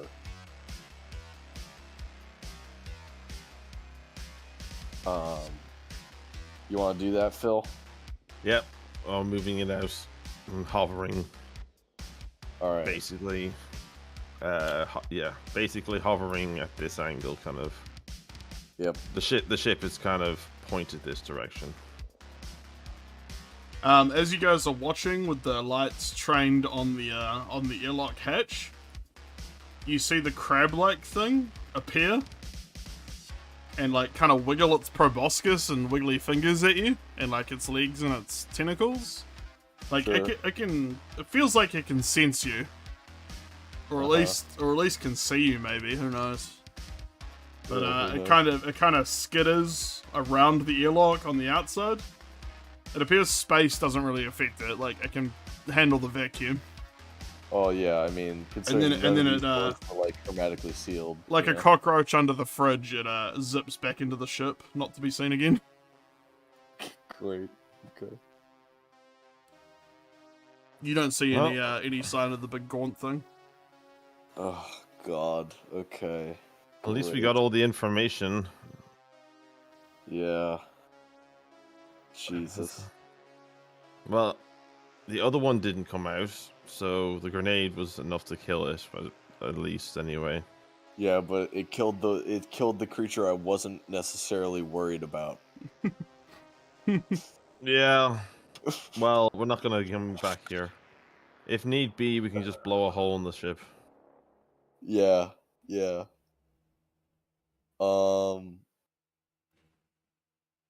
You're a mechanic-y kind of guy, right, Phil? I am, yeah. Would you have any idea what would you have any idea what critically damaging and potentially rupturing a reactor of this size on this ship would do? Yeah, Phil, do you want to give me an intellect check, and you can add any relevant skills if you want to just run them by me. Well, can I? Industrial use equipment would be engineering? relevant. Oh, you've got engineering. Yeah, that would definitely be I relevant. do, yeah. Yep. You can use that. Yeah. That's a fucking Yeah. plus 20, isn't it? Yeah. Yep. Oh, critical failure. God bless, dude. Thinking, you Fucking tell him the information that like it would be pretty big. This is not a small vessel, but the ramifications of just the situation you guys are in, and seeing a horrifying crab creature sniff the vacuum for you, and just the whole situation of having to blow I up have to ships roll the panic endlessly. table again. No, you can just take the stress. Okay. Well, I'm not going to be too harsh on you because you're just telling him reactor information. You're not like fucking up something. You're not like working on a reactor right now. yeah. Oh okay. God. Jesus. He says to me that like, what will happen? And I basically just go like, well, what will happen is, and then it almost just have that like Vietnam PTSD flashback. Like it's just, you can just tell from my facial expressions.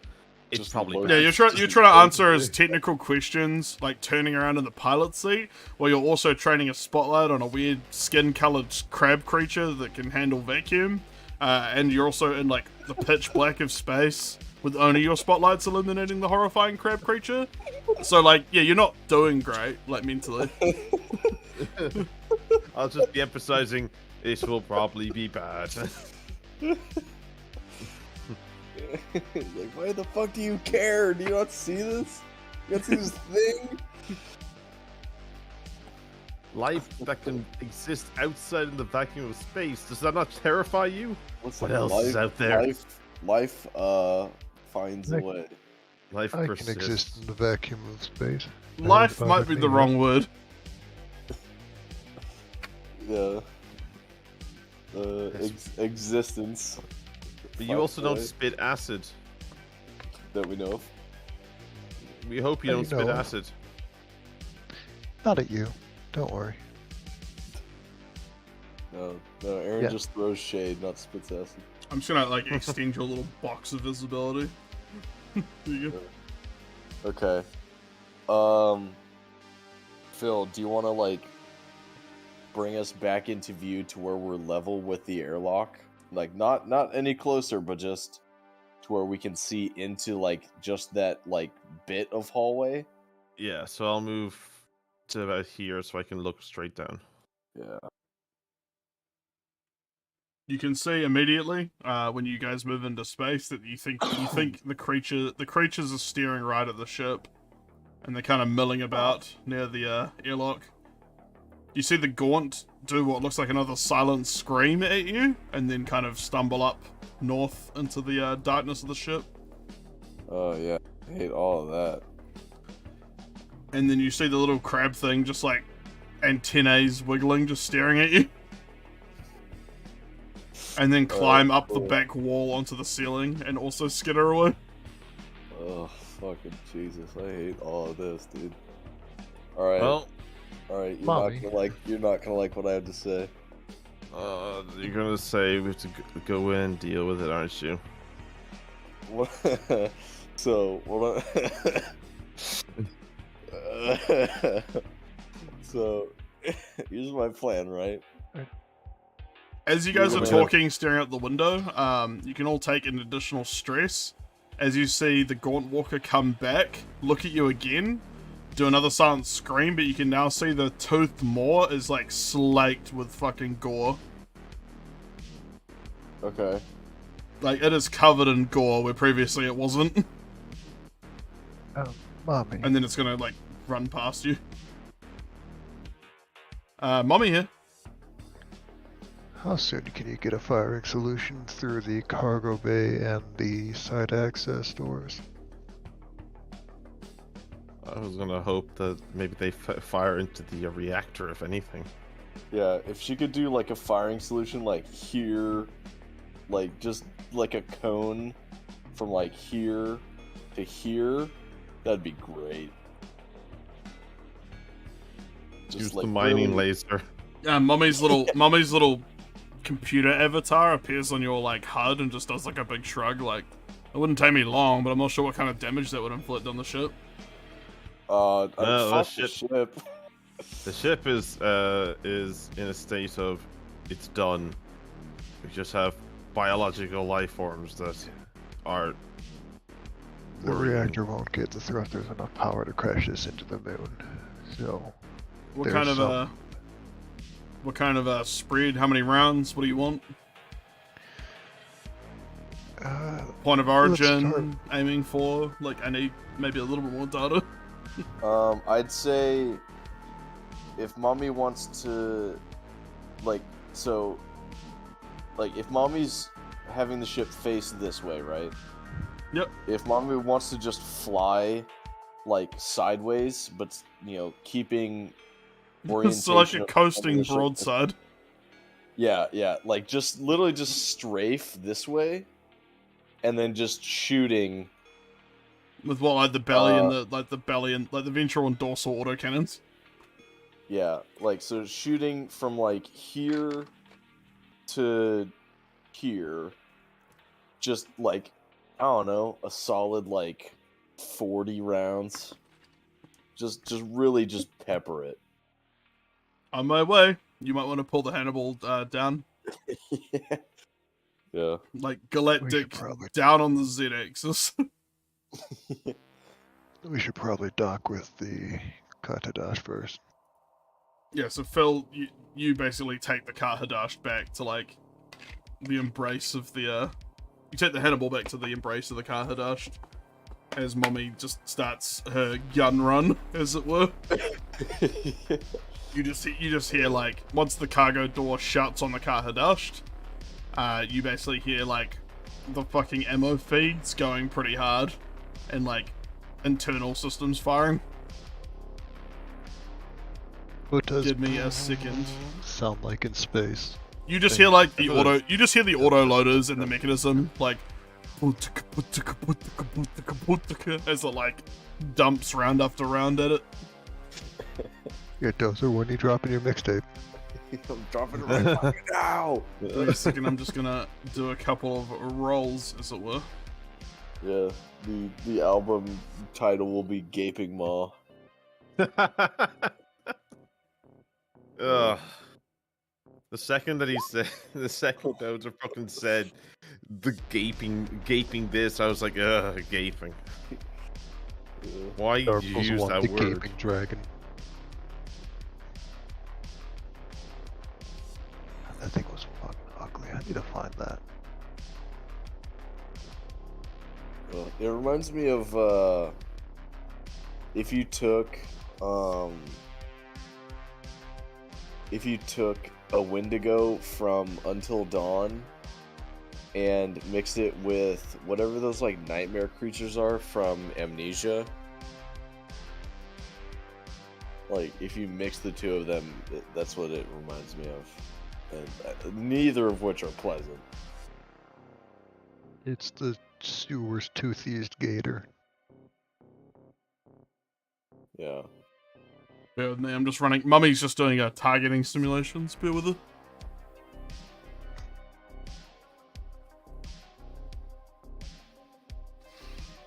Alright. Also, oh, okay, go ahead. The ship is, Mommy sends you camera feed of the ship and it's pretty fucking riddled with holes.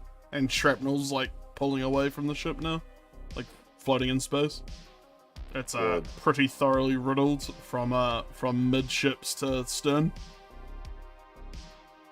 Alright, cool. Those autocannons went right through. Alright. So... You do see atmosphere leaking from the reactor room. Like, it's clearly venting air. Whatever, don't care. But good to know, though. You see a little, Phil, you see a little warning appear on the Hannibal of, like, localized radiation detected. You guys are fine in the Hannibal, though. Or in the cargo bay at the car Hadashed. Interesting. But, there's definitely radiation, like, coming from that reactor. Yeah, and it's most definitely, like... There's probably a hole leading from the reactor inside the ship as well, so there's probably at least some radiation seeping through the ship. Hey, maybe that'll kill the fucking, you know, whatever creature that is. If we want to, I know this is a potentially fucky idea, but, oh shit, okay. Never mind. Okay, I have an idea. Uh-oh. I have an idea. And it's technically a win-win situation. Technically. Because we ourselves as players won't lose anything from it. Aaron, Mommy has finished analyzing the data you sent over from the mainframe. And she's found something locked by the captain's authorization codes that she's cracked. And it appears they did a survey of the moon in the system and have a basic map of some signals they detected. Ooh, wonderful. Would you like to have a look at the map quickly? Yes. Oh boy. Mommy starts passing the data and sends it through to you. As a pretty basic thing. It doesn't have there's no annotation or information.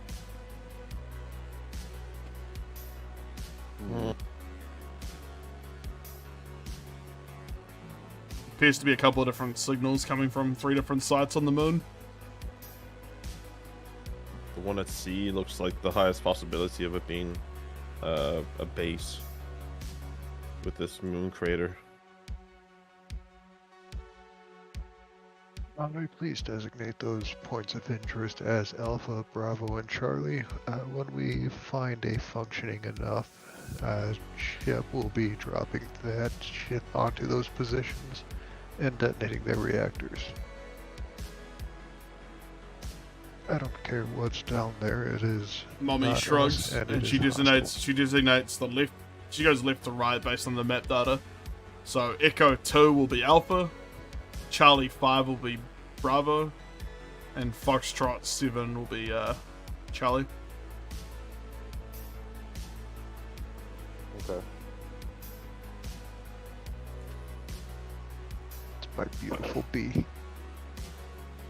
So, as you guys are like chilling in the I assume you're still just in the Hannibal in the cargo bay. You see Scorch and Panda kind of wobble in and just kind of wave at you and thumbs up at you. Good. They're walking in tandem, like next to each other, like twins. Okay, just the man I wanted to see. As I like give a nice like I put my hand up for like a high five from Scorch. Scorch looks at the high five and using Mummy's new data, realizes it's a sign of friendship and human camaraderie, and forces open the Hannibal's rear doors. Walks in and high fives you. Okay. I just see like 2 sets of like fingers like wedge the fucking hatch and then just pry it open.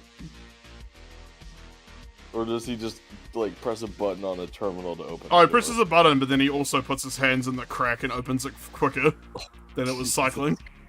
It's not damaged, but it was a little unsealing.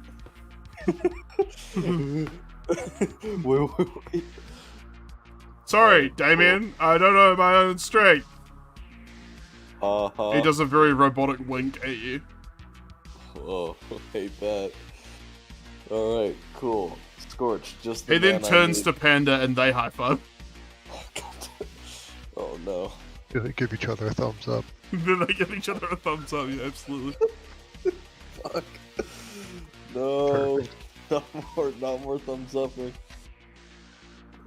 As a fellow android, I must support their thumbs upping. Turn to Damien, thumbs up. Like, slow blink. And then, like, resign myself to a thumbs up. Yeah, they're just filing that away as clearly the appropriate etiquette. So they're going to continue to do that more and more as time goes on. Of course, the captain of this very human crew is doing it. They then both bow and then say, "Welcome back to the ship," and then go stand at like the back wall of the cargo bay. We really are like reinforcing the thumbs up thing with them, aren't we? Oh yeah, I think it's pretty funny. God, if you give a thumbs up to an android. All right,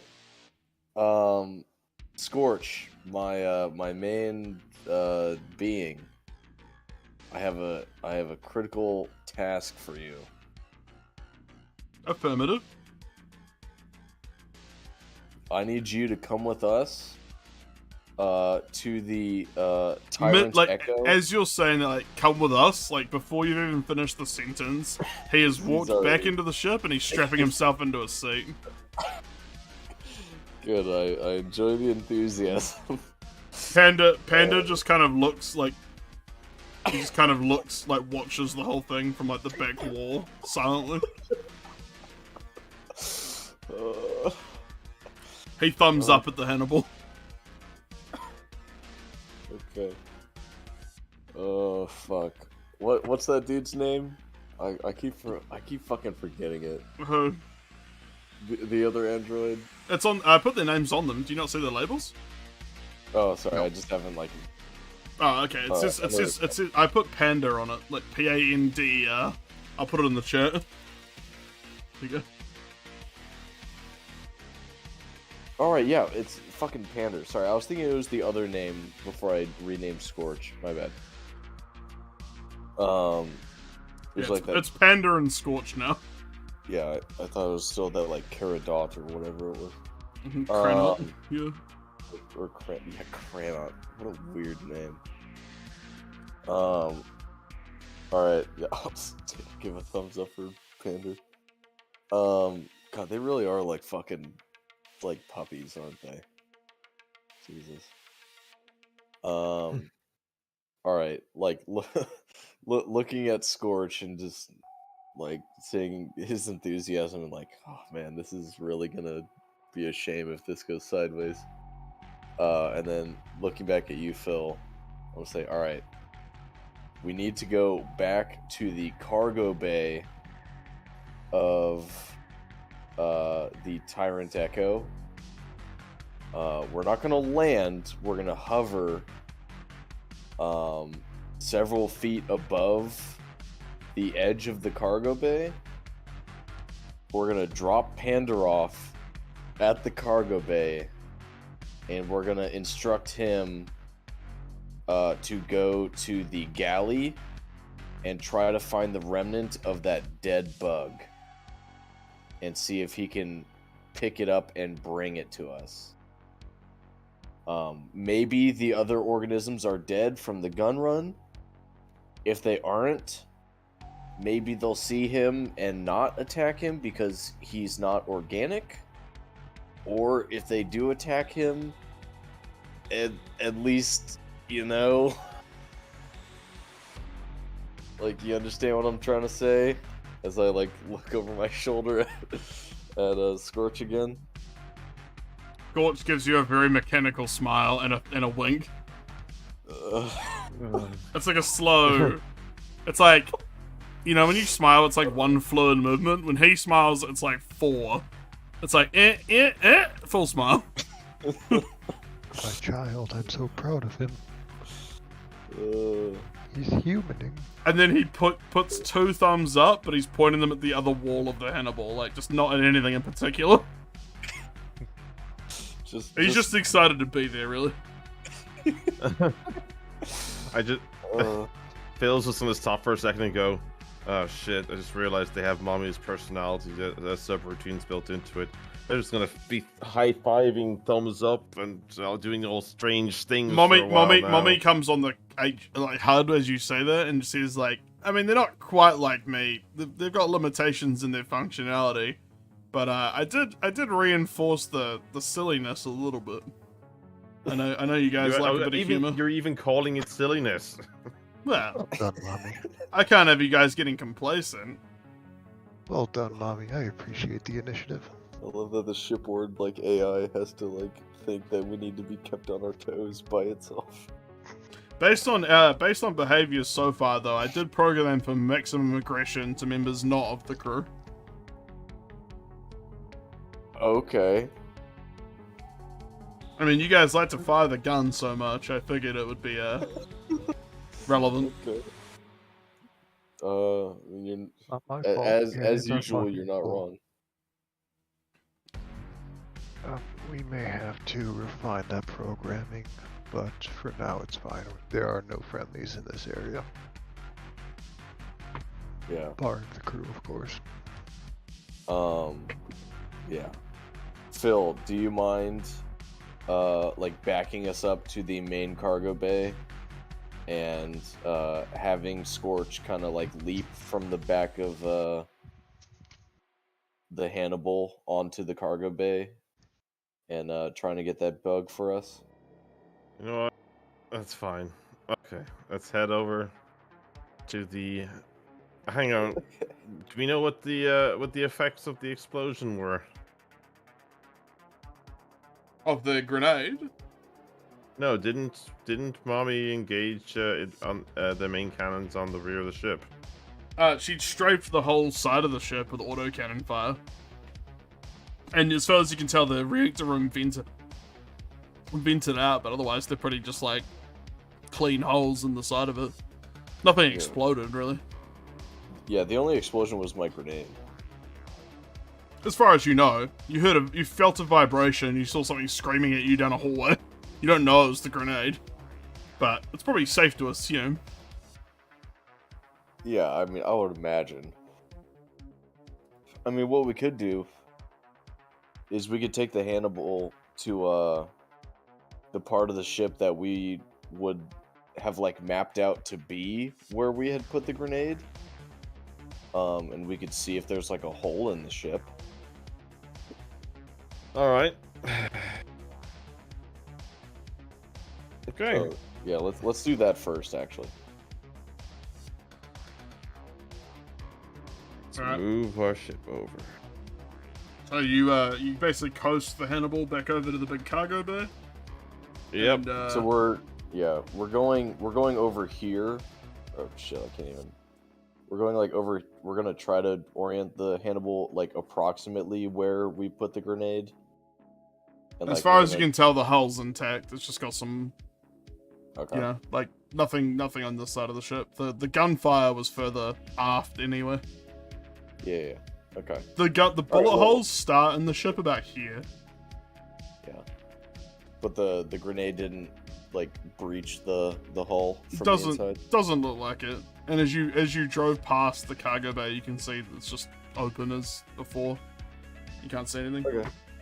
Well, that's potentially good. I mean, it actually would have been bad if it breached the hull where the grenade went off, and then for all we know, the bug, if it did die, or maybe it's still in the galley somewhere, maybe the bug just floated off into space and we'd never be able to fucking find it. You know, what little might be left of it if it is dead.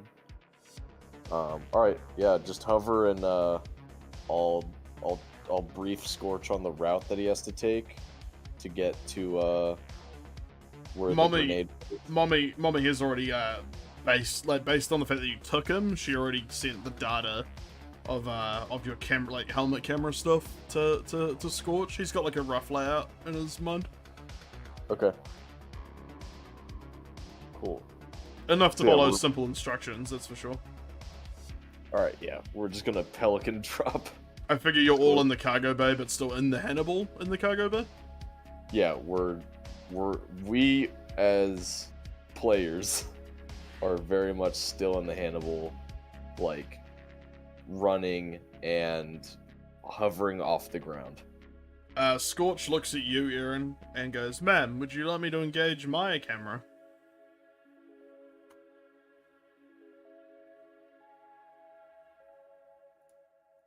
Scuff. Shit. Having no response from the captain, who's apparently deep in thought, Scorch turns to you, Damien, and asks the same question. I'm gonna give him like the nicest smile he will ever see, and give him a thumbs up. Alright, you basically have an uplink to his camera now in your HUD. Oh Jesus! And on the and Phil, you can see a version of it on the Hannibal systems as well, on one of the monitors. Well, can't wait to add a stress to my fucking sheet. All right. I'm gonna give Scorch like one final pat on the back, like good luck, buddy. And I'm going to draw. He's still just sitting in the seat, like strapped in. God, I'm going to step over and draw my laser cutter to be like, hey, that comes through the freaking door. I'm blasting it. Oh yeah, yeah. I'm absolutely gonna have my gun, like facing outside the ship as well. Scorch's turn to look out the back door, like. Okay, sorry. Rewind a bit before I do that.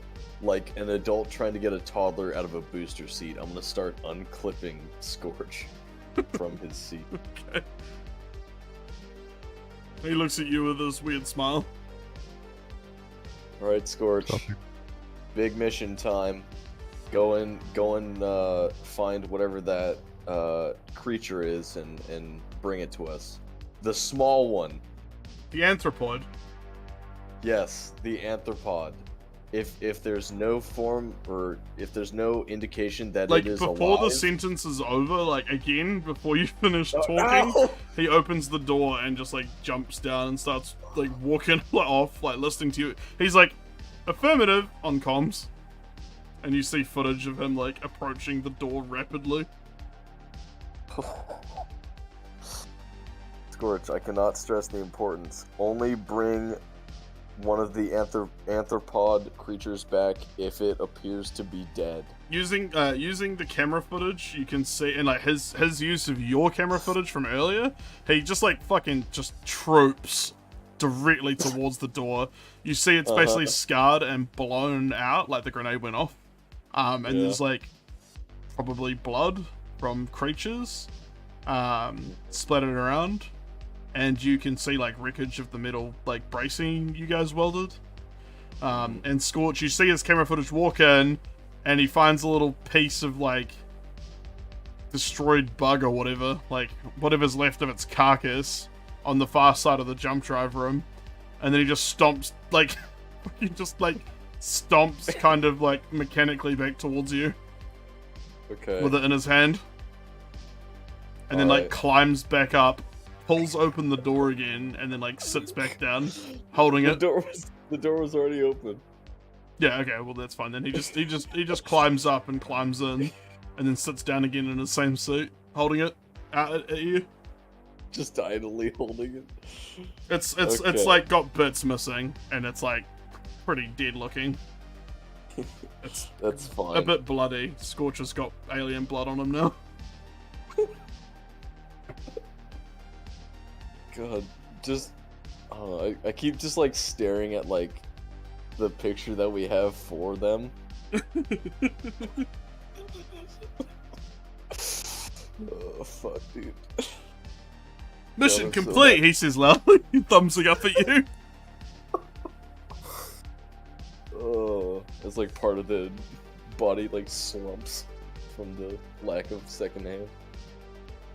I'm gonna give him like a thumbs up and be like, alright, on second thought, I have one more mission for you. As you're saying that, he nods, and then this little like, you know like the video return drawer at like video stores back in the 90s? Yeah. Like in his belly, like his tummy, like a little drawer opens, and he just like stuffs the body of the creature No. into that drawer, and then like it shuts, so it's like in him. And then he stands up out of his seat, ready for his another mission. Oh.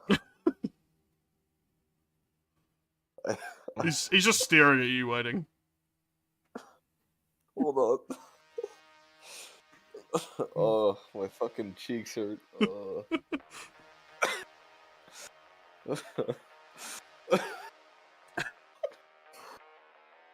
just want to point out, at no point in this module did it mention what to do if the players keep the androids from the elixirs.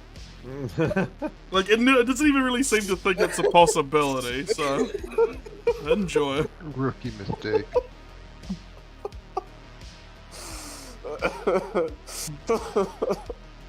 Like, I can't even speak.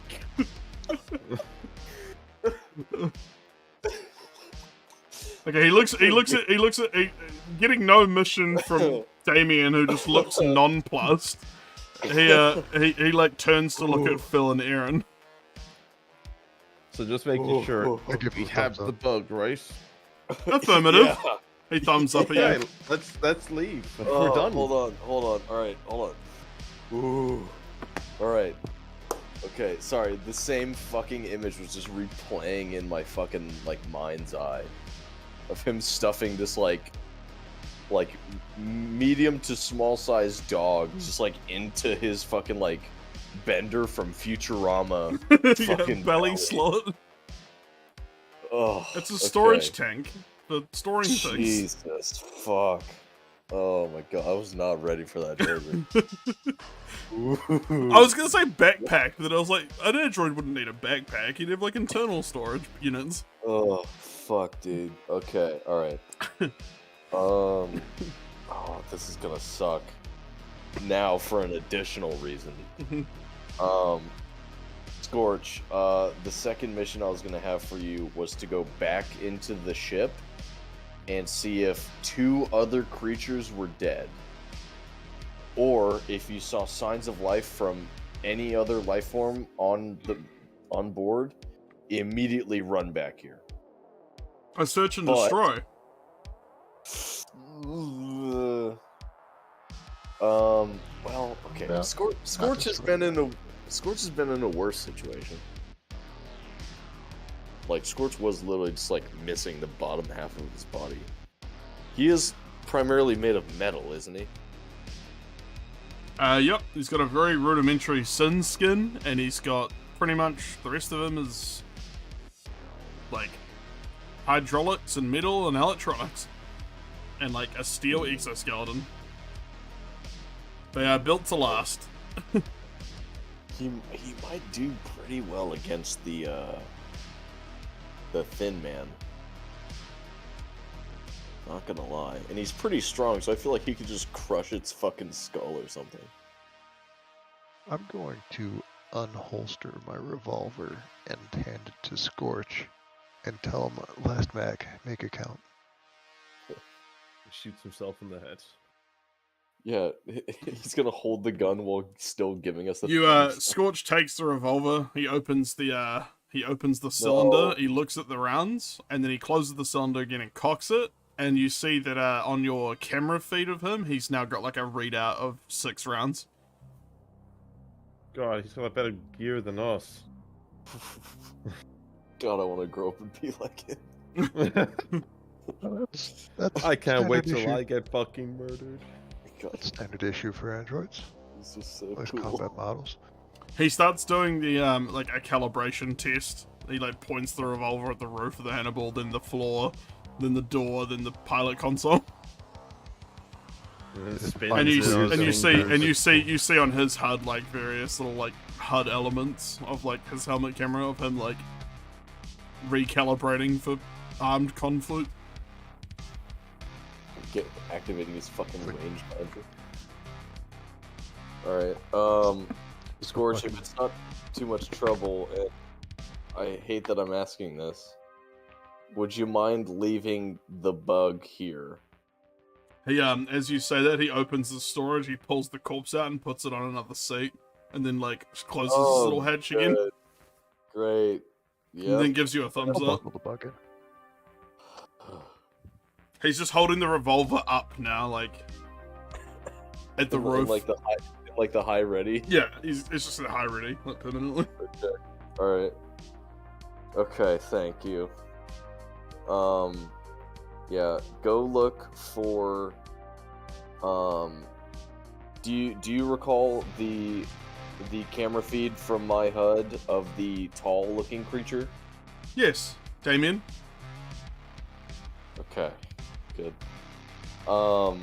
If you see either another one of these bugs or the tall creature alive, immediately run back to us.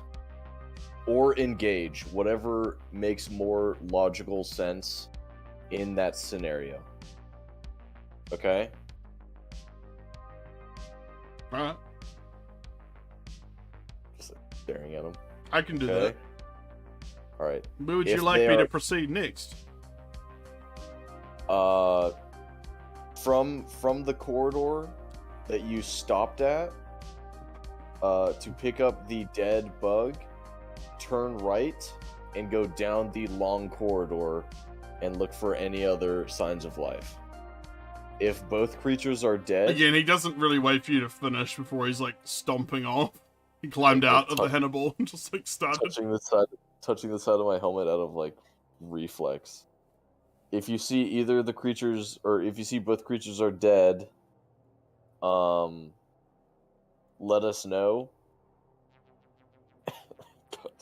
Disappears into the darkness. You've still got feed of his like camera, what he's seeing. He's just like Yeah. basically being thorough. If both the tall creature and the other bug are dead, let us know.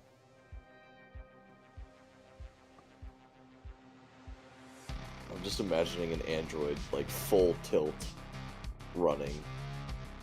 But like Leon Kennedy from Resident Evil, also like running with like both hands on the revolver. He's got it pointed down the corridor now. You can see he's got the gun up, and there's like a reticle on the helmet camera. And he's Okay. basically like searching pretty carefully.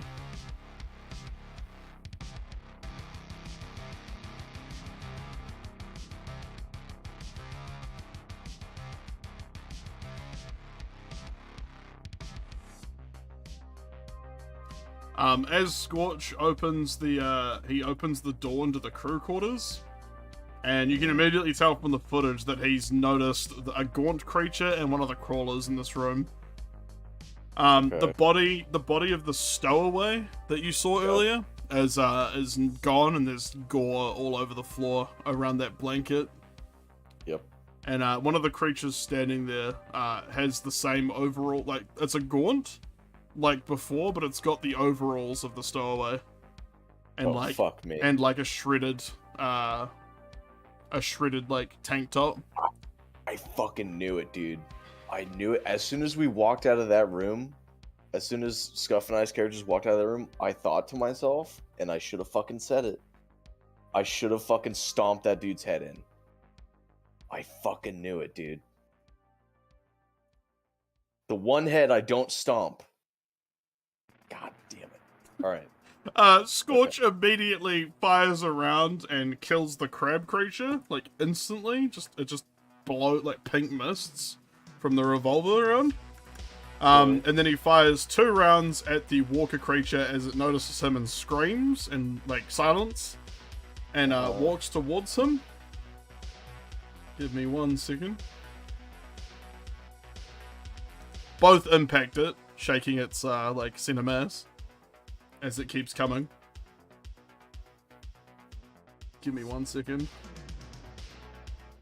Dozer, I will say while you're doing this, in terms of like characters that you weren't plan on being in this module as like return characters, you're doing really well at developing these androids for me to like actually give a fuck about them. Like I'm worried about. I want them to come home. It is the one you named. I know. My boy. You sent the one you named into battle. I know, it's because he would do Alright, the best. he hits it in the leg, and it basically stumbles and shrieks in kind of like fury that it can't get to him. And then he lines up another shot on its like head. Uh-huh. And yep, and just immediately executes it. Okay. He comes in and he just like looks at it and like looks down at it, so you got a good look at it. And you can see the ammo count now reads 2 on his camera. Okay. And he does a thumbs up at the corpse. You see his thumb appear like in the camera feed. Okay. I'm gonna make sure he can see in my camera feed. He's then continuing on. He just keeps stomping off into the shit. Jesus. Okay. Oh god, I'm so worried. And he basically, I'm just gonna like speed this up because this is painful for me to like do the reveals. He basically stomps through, and he finds a corpse of a creature that looks like it was fucking riddled with autocannon rounds in the medbay, and it's the other Gaunt from earlier. You can tell. Oh, okay. Oh my god. And then he basically stomps into the reactor room, and he gets like a Geiger counter reading, and like sends it to Mommy and you guys, and it's like incredibly irradiated. Yeah, just constant. He does find some interesting things though on his perusal of the ship. Yes, good boy. Good boy. What'd you find, buddy?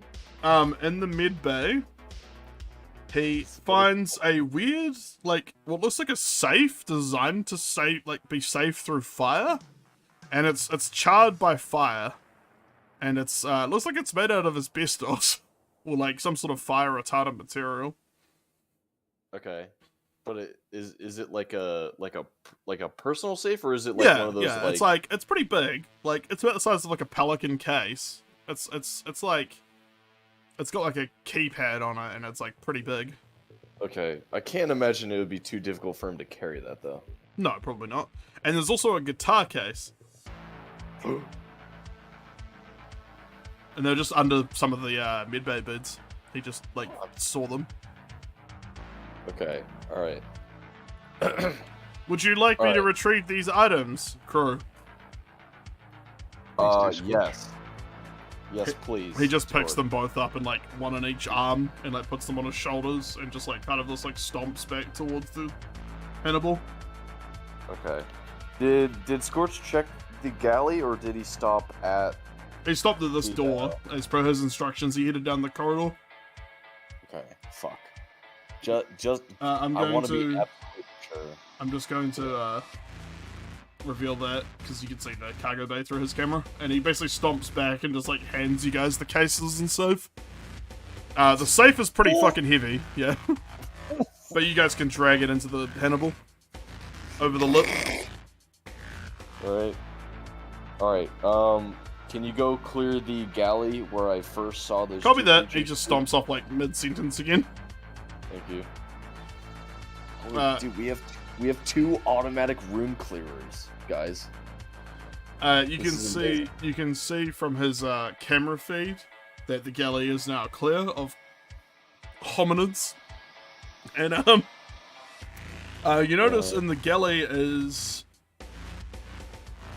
2 rusted footlockers, just like tucked under the one of the cafeteria style tables. Okay. Scorch, go ahead and see what you can find in the galley. Any containers, go ahead and open them. As you're saying that, he runs over and he kind of walks over and like uses the revolver to like smash the glass of all the vending machines in a row. It's like psh, psh, psh. Foodstuffs, drinks, foodstuffs and drinks, foodstuffs and drinks. He says as he goes through like all 3. And then he goes over and starts like kicking in all the fucking like the kitchen cabinets at like leg level. And you just see various like foodstuffs, and he just kind of just keeps reading off what he sees to you as he goes around just like basically destroying. He rips open the rusted footlocker doors, and they come up like they come off because they're rusty. And he just kind of peers in. It looks like medical equipment and important shit. Like, there's a couple of hazard suits folded neatly in the footlockers. And what looks like tranq pistols and medkits and, like, pretty standard medical gear. Maybe, like, first aid emergency footlockers. They're pretty identical inside. Okay. Scorch, would you be a deer and carry these 2 footlockers to the Hannibal? He kind of stacks them on each other and just starts, like, stomping back. Phil, can you set the Hannibal down just so we can get in and out easier? Do they have a premium egg tube? They do. Oh. I would like to restock our premium egg supplies. Alright, you open the top of the container, like the stainless steel box, and you pull out the industrial bag of premium egg that feeds into the nozzle. Is the egg gonna be good? It's in space, there's no oxygen to oxidize it. There's not anymore. I guess. We can refurbish it. You won't notice a difference. Alright. Scorch has loaded the footlockers into the Hannibal, Phil, you notice? And he's just set himself and strapped back in. Okay. Mission complete. He thumbs up at Phil. Alright. Cue the fucking gif of, like, the SWAT guys, like, blowing the door down. Like, smashing vases and shit. Oh my god. Jesus, dude. We have half of a SWAT team with these 2 androids. Good lord. I don't know why people don't have more androids. These guys are kick-ass. They are expensive. I can see why now. Even though it's not their purpose, they're great at clearing shit. Holy fuck. Alright. Oh boy. Oh, dude, my face still fucking hurts. Holy shit. God. Okay. Yeah, I was totally content with leaving, like, the 2 androids on the ship and they could just, like, be kind of throwaway, help mommy with whatever, but I don't know. We might take them on adventures, dude. Scorch, Aaron sees you coming towards the Hannibal, Aaron, and he holds the revolver out to you, like, grip first by the barrel. I'll take it, reholster it. Well done, Scorch. He thumbs up right at you. I will double thumbs up him back. He also adds his second thumb to the equation. And I just sit there going, are we leaving yet? I feel sorry for you, Phil. I'm sorry. Just dealing with all this android shit, just patiently on the ship, like, idling the engine, like, come on. Phil, we got a bunch of cool shit, alright? Phil, could you... Based on the, sorry, before we continue, I'll just say that the footlockers basically contain, like, from what you can tell of the camera footage and now that they're on the Hannibal, the footlockers that, he grabs contain... because the lids are busted from his actions, but they basically contain between them 6 auto-meds injections, a field recorder, a med scanner, 4 hazard suits, scalpel, med kit, a DNC 7 tranquilizer pistol times 2, and that's it. Okay. I'll put it in the chat. Repeat that? Yeah, I'll put it in the chat for everyone. Thank you. Phil, can you fly the Hannibal over to the other airlock? And, we're gonna... Yeah, I know what you're gonna do. I'll just fly this over and connect it to the main Actually, the main wait. ship's one. Or yeah. Let's just have the Kartadash attached to here. Actually, yeah. We should not connect to the other airlock just because the reactor. Yeah, Mommy hears all this and kind of knows what you want, so she coasts the Kartadash up over and docks. I moved the ship into. I moved the Hannibal in and like back into the Kartadash, and just basically go. All right, maybe we should leave it to the to Panda and Scorch to pick up everything with the leaking radiation, holes in the walls, and whatever it is else that it can be done. Yeah. I'm gonna go back and have my yearly coffee.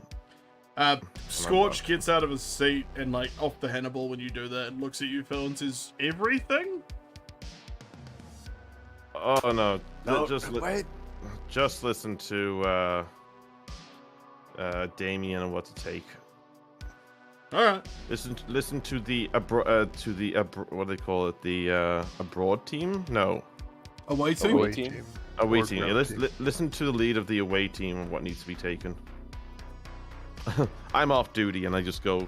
And All right. I'm going into my lab now, or into my bedroom. All right. Well, upon those orders, you Panda and Scorch just like stomp in across the gap between the ships.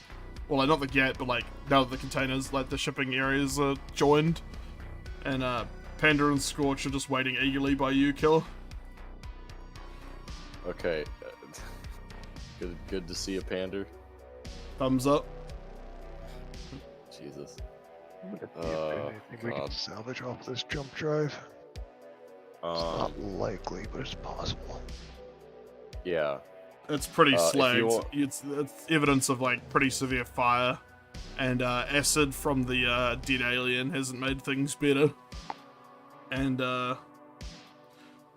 basically, it's doesn't look like there's anything salvageable. Like it's in a way worse condition than your jump drive is, so it's not gonna help. Figures. Alright.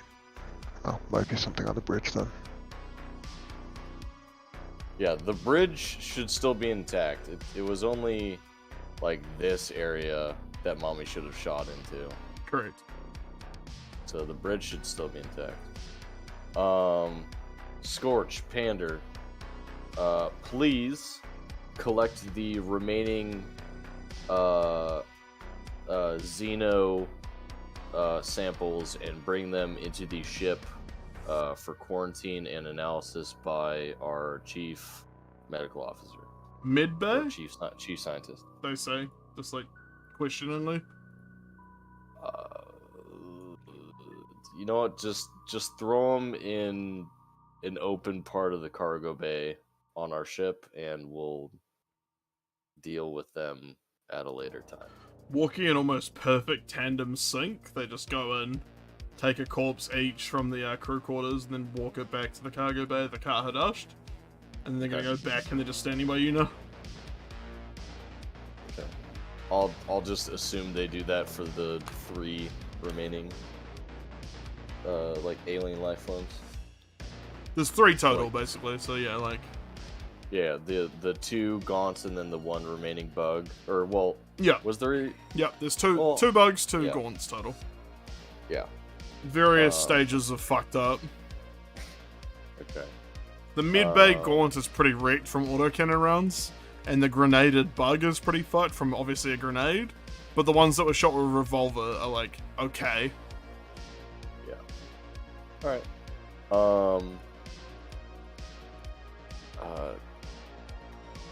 Yeah, Scorch and Pander, see what is salvageable in terms of supplies from the crew storage, in terms of the raw minerals, and the food stores, or I mean, what would you call that? Like drink stores?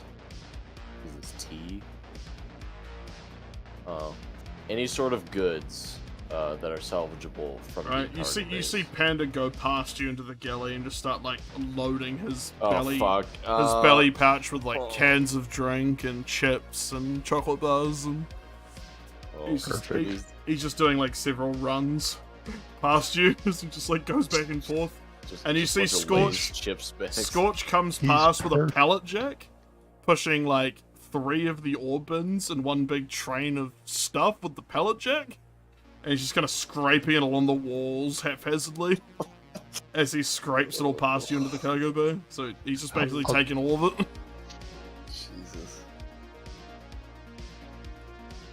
And then they both come back in harmony and start taking the tea canisters and the weird chemical supply stuff. They're stripping it bare, pretty much. Jesus, okay. Make sure you keep everything separated. Like, keep everything that's like items together, but everything that's a different item from the other, keep them separated. They both come around the corner and both simultaneously give you a thumbs up. Okay, good. Yep, thumbs up. Legendary quadruple thumbs up. Jesus. Okay, they're just going to continue doing that for the rest of the time. I'm just really glad they didn't end up, like, just prying the vending machine, like, from the wall and then, like, underarm carrying it to the fucking ship. Oh, Jesus Christ. Okay. Well, I'm glad we're good on, like, pretzel snacks, Lay's potato chips, and, like, cookies for a while now. And, like, M&M's. And premium egg. Wait, Lay's potato chips? Space Lay's potato chips. Yeah, spays. Also, he's got plenty of cans of mid-tix Bipper.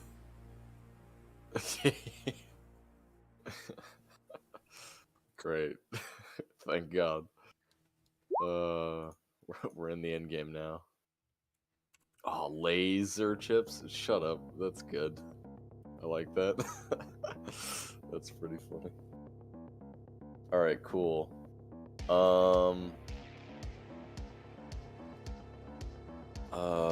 Let's see.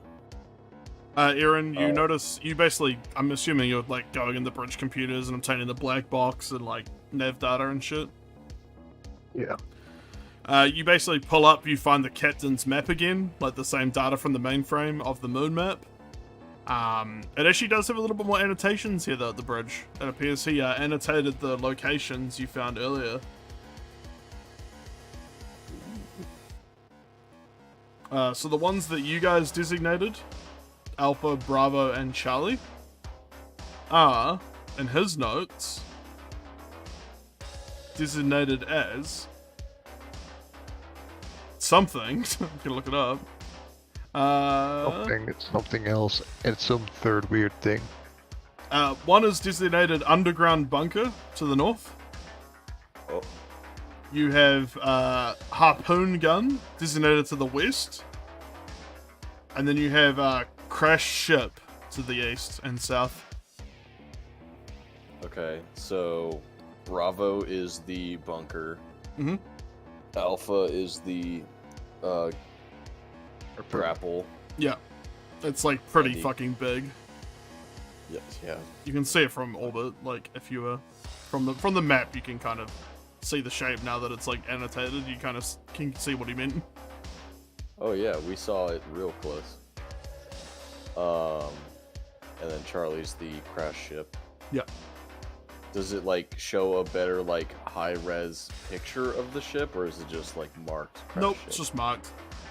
It looks like scans from space. Like I don't think you could get much of a better picture without like getting pretty close. Yeah, that's fair. Okay.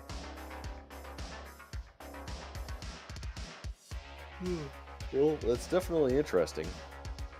That those three things aren't like cities necessarily, like with all the or well, I don't know. Did I see the lights, or was it just Nova that saw the lights? I'm pretty sure Nova saw the lights, but advised you guys on it. Okay. Yeah, we are being attacked by fucking moon whalers. Fucking bastards.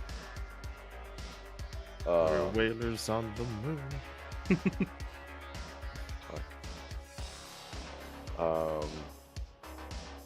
Was there anything else in the med bay, or was it just generic? No, apart from that weird fire safe and the other, like, you know, the stuff that, like, Scorch already grabbed.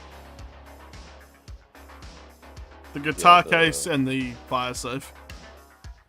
Okay, I'm gonna go onto our ship now, where, or he put on the Hannibal, didn't he? Yeah, and the Hannibal's over at the Kahadash now, in the cargo bay. Alright, I guess I'm gonna lug the fucking safe, because I feel bad having Scorch move this again. Are you guys all just going back to the Kahadash then? I'm feeling pretty good. with what we got from this ship. Unless you want to do anything else, Aaron. We have everything we need from there.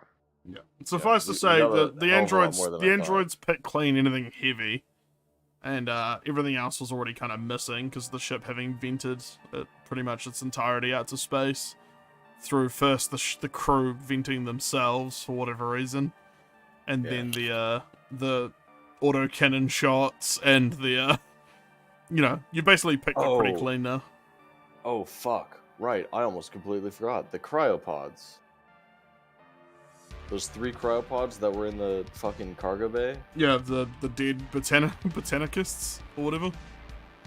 Botanists? The one dead botanist doctor and 2 dead botanist students. Yeah, should I be worried for someone named Botanicus in the server? No, oh god, Botanicus is dead. Oh, I'll be right back. I just need to go for a piss. Sorry. Okay. Gonna go kill Botanicus, hurry!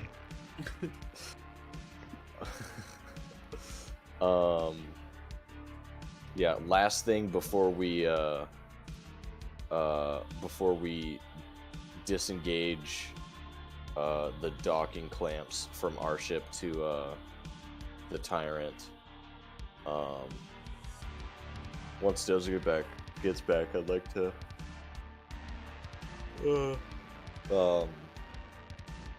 like pry open the cryopods and like as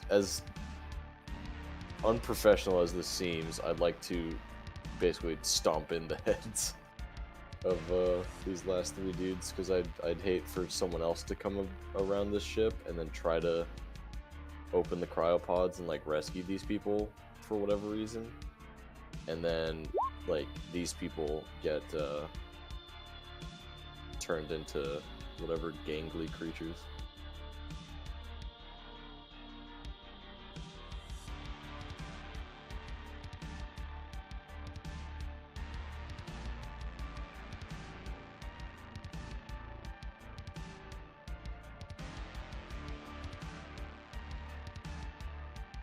Yeah, we did download a bunch of the data, so we could sift through the data on the ship to see if there's any information about what happened to them.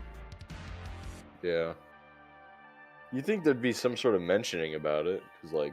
Well, the only thing you really focused was the journal entries, information, and all that stuff because of the fact that was fresh in your mind. I mean, I don't have any clue about computers, so... Yeah. Yeah. I'll leave that to the smart people. I mean, I'm not stupid, it's just that's not my forte. Well, ask Kwame. Yeah.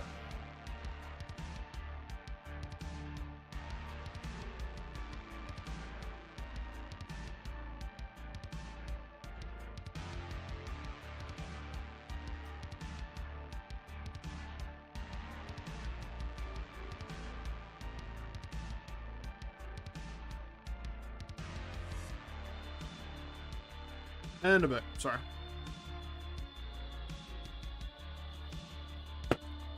Hello? Hello? Dozer, last thing for the Tyrant-Echo. Mm-hmm. I'd like to pry open the cryopods. I'd like to check the information on whether or not there's any info on the cryopods. Yeah. From the mainframe data? Yeah. Okay, you basically. I'm pretty much just gonna ask Mommy, can she scour the mainframe data and kind of explain what might have happened to the botanists in these cryotubes since they were. It looks like from what you can tell from the mainframe data, basically they were given as much power as they could have for as long as they could after the reactor shut down. But eventually even the emergency power on the cryopods themselves went out, so they basically just like froze to death. And like didn't have oxygen, because like they have their own oxygen supply for emergencies, but like that runs out unless it gets fresh oxygen. Were they original members of the crew, or were they people that were added to the crew later? It appears they were based on the data. You can see that they were basically paid passengers later. But you also see that there's a conviction for one of the botanists for drug dealing and drug manufacture in the international, like an international bounty for one of the botanists. But you know, alive, not a dead or alive bounty. And you can see that the captain kind of normally you'd stop passenger travel in that kind of situation, but it looks like the captain ignored it. Right. Final thing, are the birth, because I'm on the mainframe, there would be crew data as well, wouldn't there be? Yep. The contracts and all that? Yep, there's a full details of the crew. Yeah, are the full like crew birthdays and whatnot seem to be like in the last like 20, 30, 40 or 50 years, or do they seem to be way beyond that, like in 100 years or so? They seem to be, you know, like within the last, like it seems to be in line with you guys. Okay, so the ship is relatively new then. Yep, though a lot of the manifest data than... and a lot of the information seems to suggest months ago that it arrived here in this system. Okay. Fact of the matter is they weren't shot by those. They didn't get the same treatment as us as they did on the moon. So, as far as you can tell, no. All right. Not based on any of the mainframe data, at least. You want to crack open one of those freezer pods, Damien, and let out a fresh corpse? I don't want to let it out. Like, it can stay in there, or they can stay in there. I'm just gonna like, kind of like hold on to the top of the like windscreen or like view screen of the pod, and then just like curb stomp their head in. It's like the one head I didn't fucking stomp turned into a creature, and I'm not gonna have someone else potentially run into these dudes and make the same mistake as me. Alright, well, are you gonna methodically go through and stomp their heads? Yep, I'm gonna open each cryopod one at a time, or like take a fucking crowbar to it or whatever. Or actually, fuck it. Hey, Panda and Scorch, can you come help me out real quick? Can do. They both say in unison. Okay. Alright, I need you guys to grab either side of this cryopod, like, hatch, and lift it open, and then I'm going to put these passengers out of their misery, even though they are already deceased. Can do. They both just open the lids. Alright, yep, just systematically just driving all of my weight and like force into my foot to like stomp directly into the head. Alright. You crush their head, and like brain matter and blood slicks the cargo pod and gets all over your boots as you start stomping them. The fact that their bodies are very frozen makes it somewhat easier as it's firm. But it's still incredibly gory, horrible work. And the crunch and the squidging and the noises don't sit well with you. You can gain a stress. Oh, come on. With all the heads I've stomped in the past? It's still pretty fucked up. 3 human like bodies that appear just like normal humans. Oh, you're right. I'm only used to stomping abominations of mankind. But yeah, you basically crush all their skulls, I guess. And your boots are... Jesus. Your vac suit boots are just like covered in gore. While Panda and Scorch just hold the lids up. Alright, I'm up to 4 stress right now. Let's go. You're up to 4? Ma, that's not that. Those are rookie numbers. I'm up to 5. I don't want higher stress. I managed to get stress-free, which was amazing. In this one session, I got 2. In this one session, I got I got up to 4 stress from 0. Alright. Well, this is, I mean, basically, if there's nothing else you want to do or investigate, I will call this the end of the session. Yeah. Yeah. Yeah. Do you want to investigate the guitar case or the fire safe at all? Yeah, just while we're here, might as well. Well, you'd be back on the car, Hadash. That's where they're... Yeah. So you're just gonna leave the, Tyrant? Yep. Oh. I fucked up. Oh. And, as we're leaving, I'm gonna teach Pander and Scorch another, hand signal. Okay. Alright. A triple thumbs up. Guys. Jesus. Rock, paper, scissors. They're too powerful for that. Alright, guys. When you leave an area you don't like, or that you were not treated well in, you just go ahead and give them one of these. Maybe even two of these. And I do the, like, flip off, like, middle finger. Alright. To the, They both just mimic you perfectly, giving you double birds. Each. Alright, guys. Say goodbye to the Tyrant, and They just turn and look at it out the cargo door and just pull the fingers. Yes. Yes. Fantastic form, you two. One of the okay, so and Scorch gives you a thumbs up, and then he's still looking at the Tyrant and gives like the fingers with the other hand. Yes, they're learning. And then man. basically, I'm guessing Mommy like uses the thrusters to like shuts the cargo bay of the car Hadash and like burns away a little bit from the Tyrant, keeping it between you and the moon. Yeah. Let's get some. I'd say probably just find another derelict ship that's big enough to like detract line of sight from us, if there is another decent one. Oh, there's within range. fucking hundreds. I was trying to do like a wink wink nudge nudge for like do you have a list of hundreds of ships? Nope, but there's as many as you guys want. Okay. Like it's a Yeah, huge boneyard. Like it's probably thousands of years of debris and ships Yeah. and I horrors.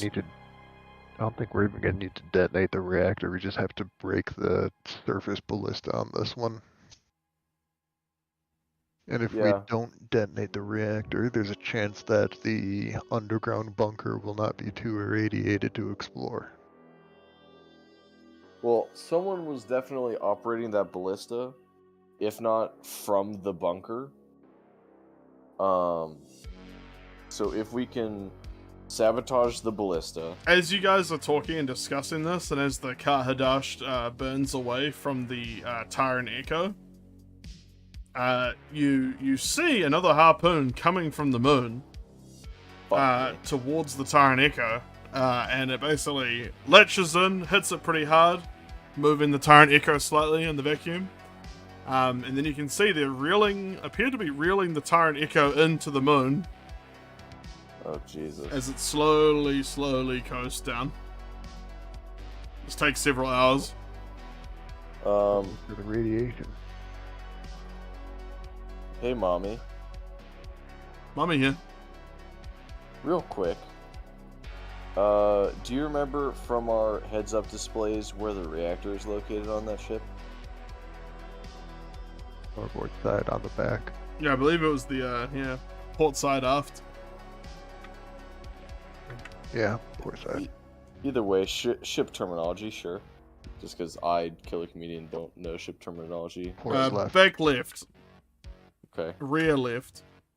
Would you, be a darling and just sink, like, 5 to 6 rounds into that, please?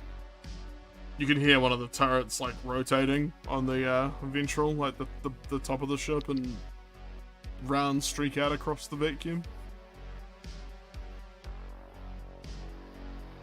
Thank you. Looks like she hit it. Yeah, hits the ship. Okay. If it doesn't do anything, then I'm not gonna worry about it too much, but Yeah, it's not gonna do a on the whole off lot. chance. Yeah. Yeah. It's gonna make a broken and destroyed reactor broken and destroyed more slightly. Yeah. I said that on the very, very slight off chance that it would make the reactor go critical, but I was figuring it probably wouldn't do anything, but yeah.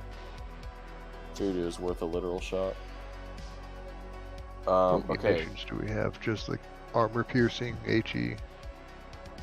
Yeah, they're basically a combination of, they're designed for basically cracking, you know, an incoming asteroid or potentially like anti-pirate measures. So they've got like a combination of armor piercing, and the belt normally contains like a mix of like tracer, armor piercing, and then like kind of like almost like Hesh rounds, but like space versions. Yeah. Okay. It's pretty standard, like standard autocannon loadout for like ship operations, like ship-to-ship combat if necessary. But generally, most guns on cargo vessels are used for like meteorite/asteroid protection. Okay. While she was doing that, I was gonna struggle to lift the safe and move it off the handle and just kind of move it off from the like, you know, kind of like white square that the handle's like parked on. Alright. Well, the guitar case and the fire safe are both like okay. The fire safe is relatively damaged, but like even though it's locked, you feel like androids or someone hacking the keypad could probably get into it. Okay.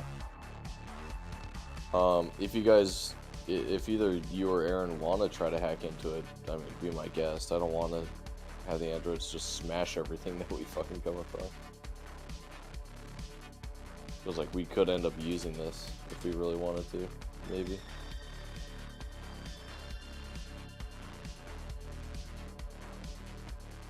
Phil, Aaron. Sorry, I think I'm at the end of the night for me in terms of brainwave functionality. No, I got you. Fair enough. We're wrapping up pretty soon. Yeah. Do you have any sort of hacking capability, or is that? I don't. That's Aaron. Mine is complete mechanical and engineering. Okay, fair enough. Decent with computers. Aaron, do you want to try to see if you can like brute force your way through the keypad? Couldn't hurt to try. Alright. Do you want to give me an intellect check and you can add computer? Computer. Hey kid, help computer. What the fucking computer? With the computer. Intellect, submit, modifier. Nice. Hey. So you basically run some like pretty standard like keypad algorithms. That's not a complicated one. That's only got like 4 digits. So you basically just run it through like a time-based like find the code that works. It slowly ticks into the numbers. The numbers slide into place, and it opens up to reveal the following. I'll put it in game details for next week.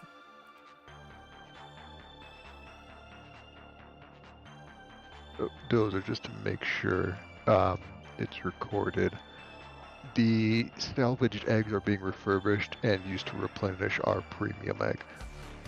I'll leave it up to you how eggs are refurbished. You basically take 2 machines. Yeah, there's like an elaborate refueling system for the egg bags. It's overly mechanical and industrial. That's what Phil's doing before bed. He's going and connecting the egg bags to like the egg transfer unit, and then like running his lips. running the whole procedure, like the More eggs. going through the documentation for the health and safety of egg transfers while in orbit. Like just Well, I'm just thinking like we're finally got solid eggs, and because I like to imagine that our egg device is very similar to. You ever seen the that device that makes if you crack an egg into it and it's like a toaster, but it creates like a solid long rod of egg. Yeah. Yes. Yeah. Yeah. Yeah. I think that's actually what we said It's like just first that. time I'm pretty sure it's exactly like a video I used when we first described the egg machine. Yeah, so we're just basically like, better crack them in. Get them all prepared.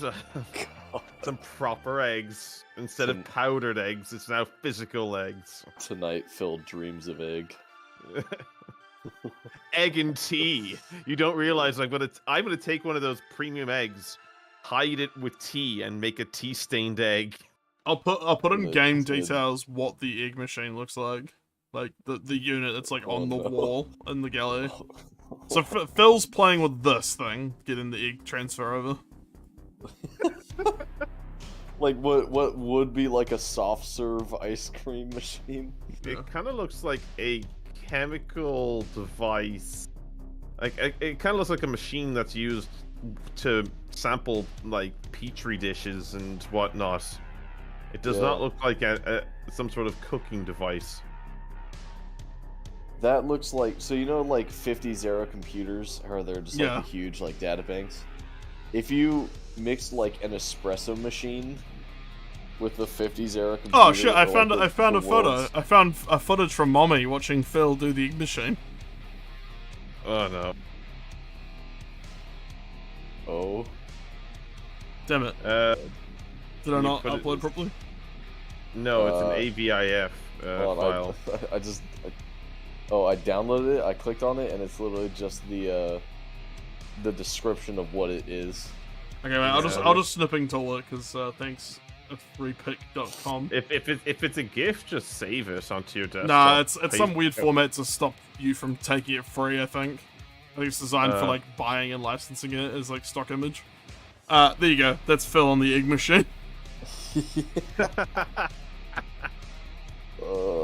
Anyway, God, you basically get into you saw in game details, right? The contents of the asbestos safe. Yep. Nice. Hell yeah, dude. So that's a battering ram, right? The ram horn? No, that's the brand of flamethrower. Oh, okay. So yeah, we got a flamethrower with 4 fuel... How many shots does each fuel tank have? Each fuel tank appears to be 4. Like 4 bursts. Long bursts. Okay. Or Hell yeah, dude. A gallon of kerosene? Sure.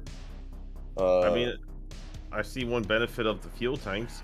If damaged, causes 1 wound to all close, so it's basically a, oh shit, all things are going badly, blow up the thing. Yeah, just fucking chuck a fucking fuel tank at whatever's coming towards you. And then have Aaron shoot it with a revolver. My score is now 4. Uncharted. Do you want to open up the guitar case as well? I would, yes. Alright. That is a ukulele. It is not locked, but as you open it, you find... Sorry, just bear with me. Like, I'm actually hoping it's a guitar, but I don't think it is. A hard body guitar case as an Azerglow Rickenbacker Holy 401 C6 electric bass and cherry red finish, Arma 29 submachine gun, a spare magazine 4 times. Oh my god, we got an electric bass guitar with a submachine gun. Yes! Scorch, come here, my friend. you are the bass. Oh, Dozer. Alright, hear me out, Dozer. So Scorch walks over, he stomps towards you. Rapidly, quite quickly. And he assumes you want him to play the guitar. He does have some algorithms for musical reproduction. Can I have Scorch grab the guitar? I plug the cord into like his thigh, and then just open his mouth, and then out of his mouth the sound will come. Sure, hold on. It's Just like rewiring the guitar through his speakers. yeah, it's like Lilo and Stitch with the Stitch on the record player. Do you remember that?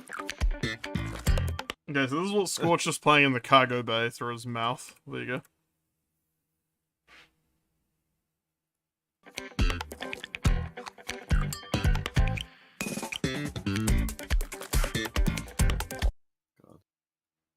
to lower the volume of the So he just plays that at you.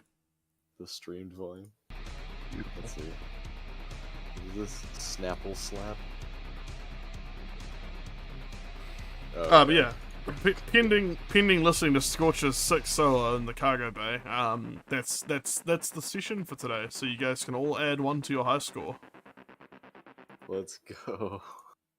High score of 2. And as you are score. basically coasting along in the I like to leave it with a cliffhanger.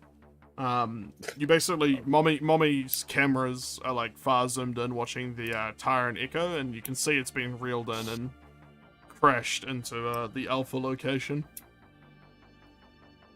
on the moon's surface, and then also the ship that you're hiding in, like behind, that kind of swings around enough that you can make out its name.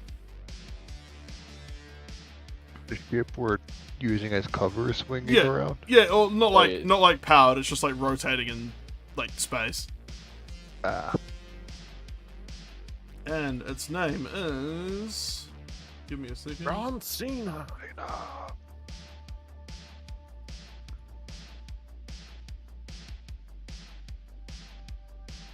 It is the.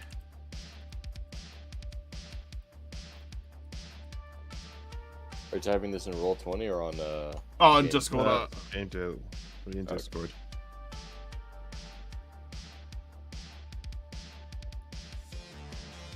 You're typing it, probably could have can't pronounce it.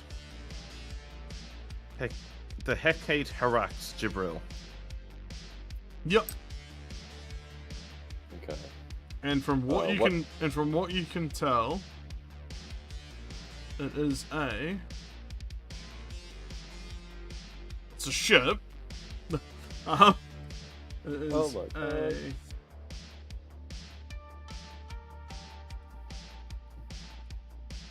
It looks like a small, quick vessel. Looks like a blockade runner. Interesting. Do those ships have jump drives on them? Yeah, normally they're just quite small and swift. It's a lot like sharper in hull. They don't need to carry a lot normally. They need to be very fast. Yeah, that they're normally includes fast their and jump shielded, drive. and they're normally designed to get like contraband around like official navies. Normally Smuggle ship. illicit goods, yeah, or like stuff for war efforts. Interesting. Not necessarily illegal, but often used for things that are illegal. Yeah. The red hot rod of space. Yeah. They have a All right. reputation, and it's mostly deserved. Yeah. All right, you heading out, Biddle? Yeah, I was falling asleep there. It's 5 o'clock in the morning for me, so Apologies. little longer session, but well, not really actually. It's gonna be started at 8 p.m. EST rather than 7 p.m. EST, so it was a different. Yeah, well, the normal time will start as 9 EST, unfortunately, just because we normally do our true ops today. But that's been like on hold 2 weekends in a row now. Okay. So like, yeah, if you ever get like super tired in sessions, just let us know, and I'll just like half the session or whatever. Like we'll just try and make it short, or like make it so it fits in with like Phil having a nap. I just. It's fine, yeah. That time around, I just had a early, kind of woke up early today. That's all. So I was very tired. Oh, good. But yeah, Hope you enjoyed. yeah, it was good fun. You had a lot better will luck see you this all- time. Yeah. I did more stuff this time. I didn't die. Although I did have a second critical failure. Thank God it wasn't too bad this time around. Yeah, you did have another 100. I won't bother doing the rest stuff now, but like if you guys want to do a rest and stuff, we'll do that next session before we start. Yeah. Yeah. All right, we might as cool. well. All right, I'll see you next week. All right, Catch you later, see Biddle. ya. Bye. And I hope you enjoyed the stream, everyone, of them investigating the Tyrant-Echo. But that ship is gone now, and a new one in its place. And we'll see you maybe next weekend or the weekend after, whenever we do it next. And I hope you subscribe, click the bell, blah blah blah. Take care. Bye.